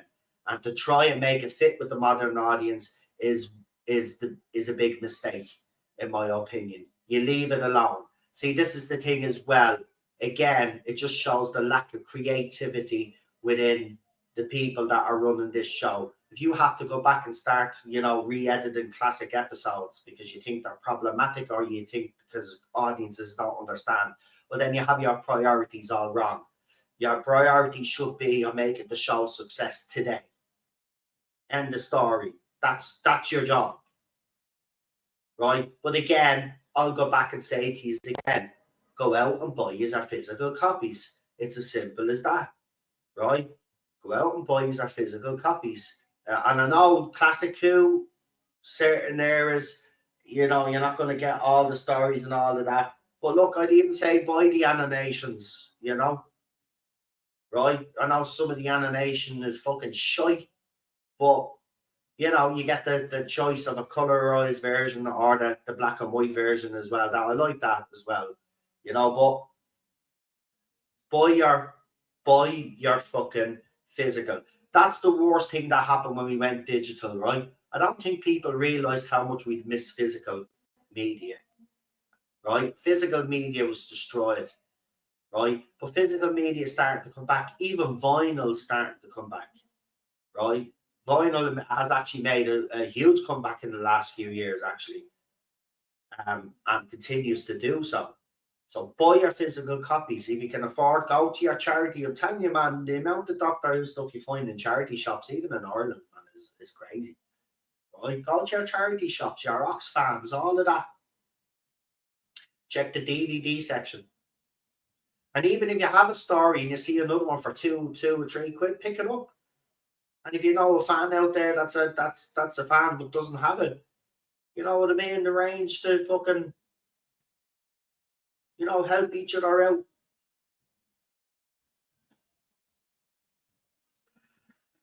Well, look, as I said, we'll have a panel on to discuss this topic tomorrow, see what they all have to say on it. I think I've made my opinions pretty clear on it, but just leave alone classic Doctor Who.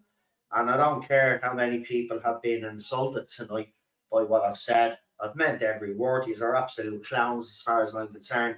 And, as I said to you guys, when I came back officially, I made the pledge that I was going to, be more ferocious than I was before. And I absolutely will be. And I don't care out there who I upset or who starts crying about my opinions. The bottom line is you come between me and my goal, well, then I'm going to trample all over you. Simple as that. Right? Nobody's getting in my way until that man's gone. That man went after a friend of mine. That man has attacked fans. Right? That man has pushed a dangerous ideology on the youth in their fandom. And I'm not going to sit back and allow it to continue to happen. So if you are with me on this, you are with me on this. All right? But I need you to be with me on this. When we decide to do something, right, we get a campaign going or whatever we decide to do, I need you guys to get behind me 100% here like you have always done anyway. And get that word out there, get that message out there, whatever we decide to do. Right?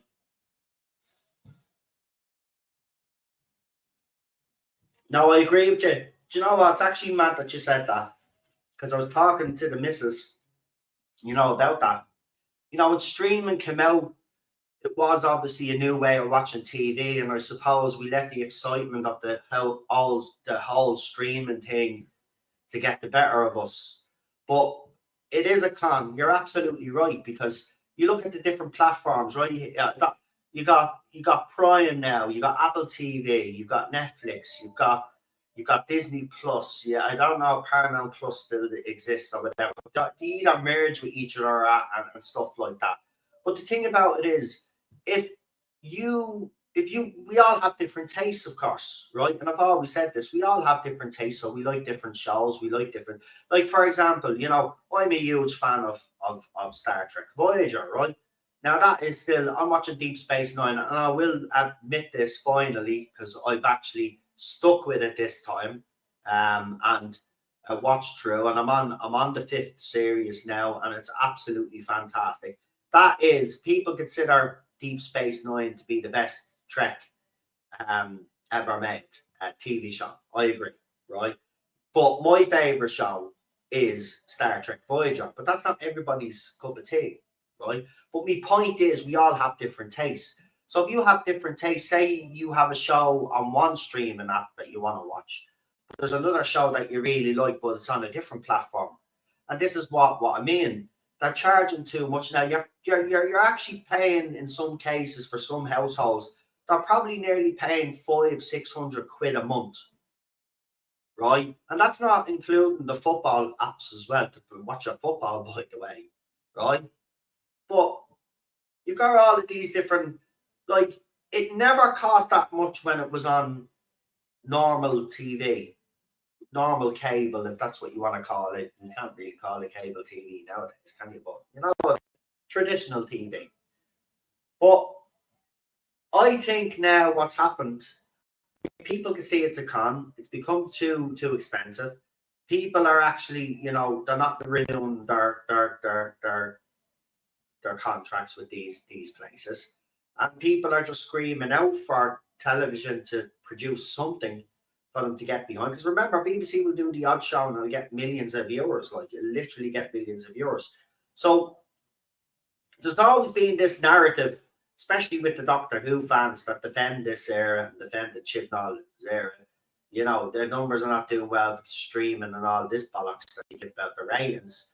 But the bottom line is, I actually think streaming is on its way. I don't think the enthusiasm for streaming is there anymore. And I actually think it'd be a big mistake for BBC to go down that route, because they have suggested that that's the route they want to go down. I don't think they should go down that route. I think streaming, I think people are sick of it now. I think people want to go back to the traditional TV. You look at shows like Gladiators that did very well, right? Gladiators did very well when it came back, right? And millions of people tuned in to watch that, right? So there's still proof there, right? That if these TV stations like ITV, Channel 4, BBC, if they create good content to put on the TV, people will tune in and watch the TV. They won't watch streaming stuff. Yeah, obviously some will keep some of it because there's some shows that they wouldn't be able to get unless they have streaming. But yeah, the majority of people went back to traditional TV. These streaming apps will die out eventually, and then the TV studios then will be forced into making great content again. I think the streaming industry has actually destroyed the film industry and the TV industry. Personally, I know it was hailed as this golden age of TV, a new way of watching TV, but I think it's become stale very, very quick, and it's become very expensive very, very quick. And when they fail at a TV show or they cancel a TV show, you're the one that pays for it, because they add on that extra price then onto your next month that you pay. There's always a price hike after price hike after price hike after price hike. So, the only way that these companies learn, and look, we've seen a lot of people, I've gotten rid of all streaming apps now. There's no streaming apps in this house at all. I don't even have traditional TV either, right?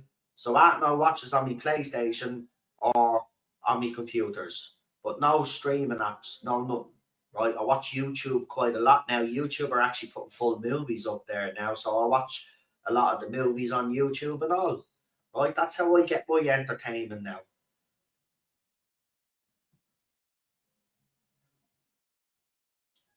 Anyway, I did say I was going to go an hour ago. So I'm going to say good night to you all. Enjoy the rest of your evening, and I will be back tomorrow for that discussion on these lefty twats wanting to cancel Doctor Who episodes because they're morons and can't separate, the person from the actual work that they created. I mean, come on. Oh. In fairness, though, I will say this: I used to have that opinion not long ago, but again, as I said, I've changed so much. You got to look at the bigger picture here. The bottom line is you cannot punish the other people that worked on these projects because of one scumbag. Right? It's as simple as that. Anyway, I've enjoyed this one. I hope you have enjoyed it. And I will have a listen just before I do go. I might as well shout them out because obviously I've been doing the songs. I would like is, I'm going to be putting up some songs tonight. So look out for them, won't you? And don't be shy, leave a comment. If there's a song that you like that I've put up, they're in the shorts as well, not just videos. So there's videos, right? Because they're longer songs, right? Because what whoever's running YouTube now has kind of ruined it now because you can put 3 minute shorts up or something, right? Which is all right. I mean, I can't complain that they're putting 3 minute shorts up. But the thing about it is when I upload a video now of a new song, if it's 2 minutes, say 2 minutes and 40 seconds or whatever it is, or just under the 3 minute mark, what I'll do is it'll pour it in as a short. It won't give me the option of just making it a video, right? And the shorts don't get watched as much as the videos. So there's a lot of shorts that I've made songs, and some of them are bangers. Daniel liked me latest one that I put up. He said it was a banger and a half. So go and check them out because I've put a lot of effort into them, and I've tried to. As I said, I've done songs about the War Doctor. I've even done a couple of songs, Madame de Pompadour. I've done songs on the Weeping Angels. I've done songs on the Cybermen. I even done songs on the War Doctor. I've done a couple of diss tracks, Jodie Whittaker one. I did a RTD. I've done a couple of RTD ones. Chibs is in there as well. And I've done a Davros one as well. So there's loads of different ones. And as I said, leave a comment as well because it helps with the algorithm. And even if you don't listen to the whole lot, just give it a like, But let me know because there are some people that are actually in the comment section, giving their comments about some of the songs. But if there is a favorite one that you like, let me know. Now, what I'm thinking of doing, right? So obviously, I'm going to keep this up. My goal is to keep it going the whole all year, right? But what I was thinking of is maybe, near the end of the year, what I'll do is I'll go back then through all the songs that I've made, pick my 10 favorite songs that I've made, and then kind of put them up as an album then for the end of the year. And by the way, again, you are free to share them, but you are also free to download them if you want. As I said, I've created them. I'm not, you know what I mean. I'm not going to go after anybody for taking the songs. It'd just be nice to get, if you do use the song, obviously, just let people know where they can get the original copy of it, where it originated from. That'd be absolutely fantastic. But yeah, let me know which ones I do like the Cyberman one. It's kind of catchy. It's called Delete Delete. right? It's actually called Delete. But go and check it out, right? It kicks in after a minute, right? But that's that song's after growing on me quite a lot, actually. Thank You, Doctor is another one. I did an extended cut of that, by the way, and I did put an improved audio version of the Jodie Whittaker one because the audio was really low. So it was when I obviously re-edited it, it was 100% on the audio, so I whacked it up to 150. So it's slightly louder than the other version because it was too low on my TV, and that's how I knew it was too low. So I needed to whack that up. So I re-uploaded it and put it up again. I will leave the two versions up because obviously if someone likes the one that's not as high, because I listen to them in my earphones. That's how I know if it's going to be a banger. I'll put my earphones in and I'll listen to the song, and if it sounds good in the earphones, then I know then it's the right volume. So so check it out. It's called Delete. The song is about the Cybermen. And I have another one's called Doctor Who. Go and check that out. That's a fun little track. It's got a nice little quirky beat to it as well. But someone said it to me that I forget who it was, but someone said to me that I think it was Jack. He said to me that the AI it's scary. It's scary. Like it's good. There'll come a time where you won't probably need any singers. And you know what? Using it, I've noticed when I first start using it, it adapts. I've noticed it's adapting now. So when I put in my lyrics and all of this, it kind of adapts to what I've done in the past. So it kind of knows what genre I want and what kind of, you know what I mean? Then I'll just tweak it if I want to have something going, like a bit of dubstep going through it or something like that, or a bit of, or if I want an epic ballad or a rock anthem or stuff like that, with a little bit of opera going through it or something like that. I can do that now. It adapts very well. But it is scary. It is scary, man. I did always say that AI is going to be a bad thing. I don't think the music thing will be as much. The bottom line for me is this, right? If singers out there today are worried about AI, well then, to me, that suggests that they know that they're not that good. Remember, we grew up in an era, and our parents and their parents grew up where singers actually sang live, right? Where singers actually, it wasn't about their looks, it wasn't about, this, that, and the other. It was about their God given fucking talent, right? So if these artists today are worried about, AI, well, I say you better be worried about AI. Anyway, go and check them out. I hope you still enjoy them. I know there's some people that are enjoying the songs that I'm putting up. Some of them mightn't be to our taste, but that's why I said I'll put different songs up. So you might find a favourite one. And if you do have a favourite one, let me know, because I'd be interested to get your thoughts and opinions. And here's another thing as well. I will do this even. If someone has an idea for a song and they want me to, now it has to be in relation to Doctor Who, of course. But if you want me to do a song in relation to something in Doctor Who and you want a song about it, let me know. Let me know. Anyway, have a good one, folks. Do you watch Francis Higgins on YouTube? I don't know who that is, but I will check them out now as I sign off here.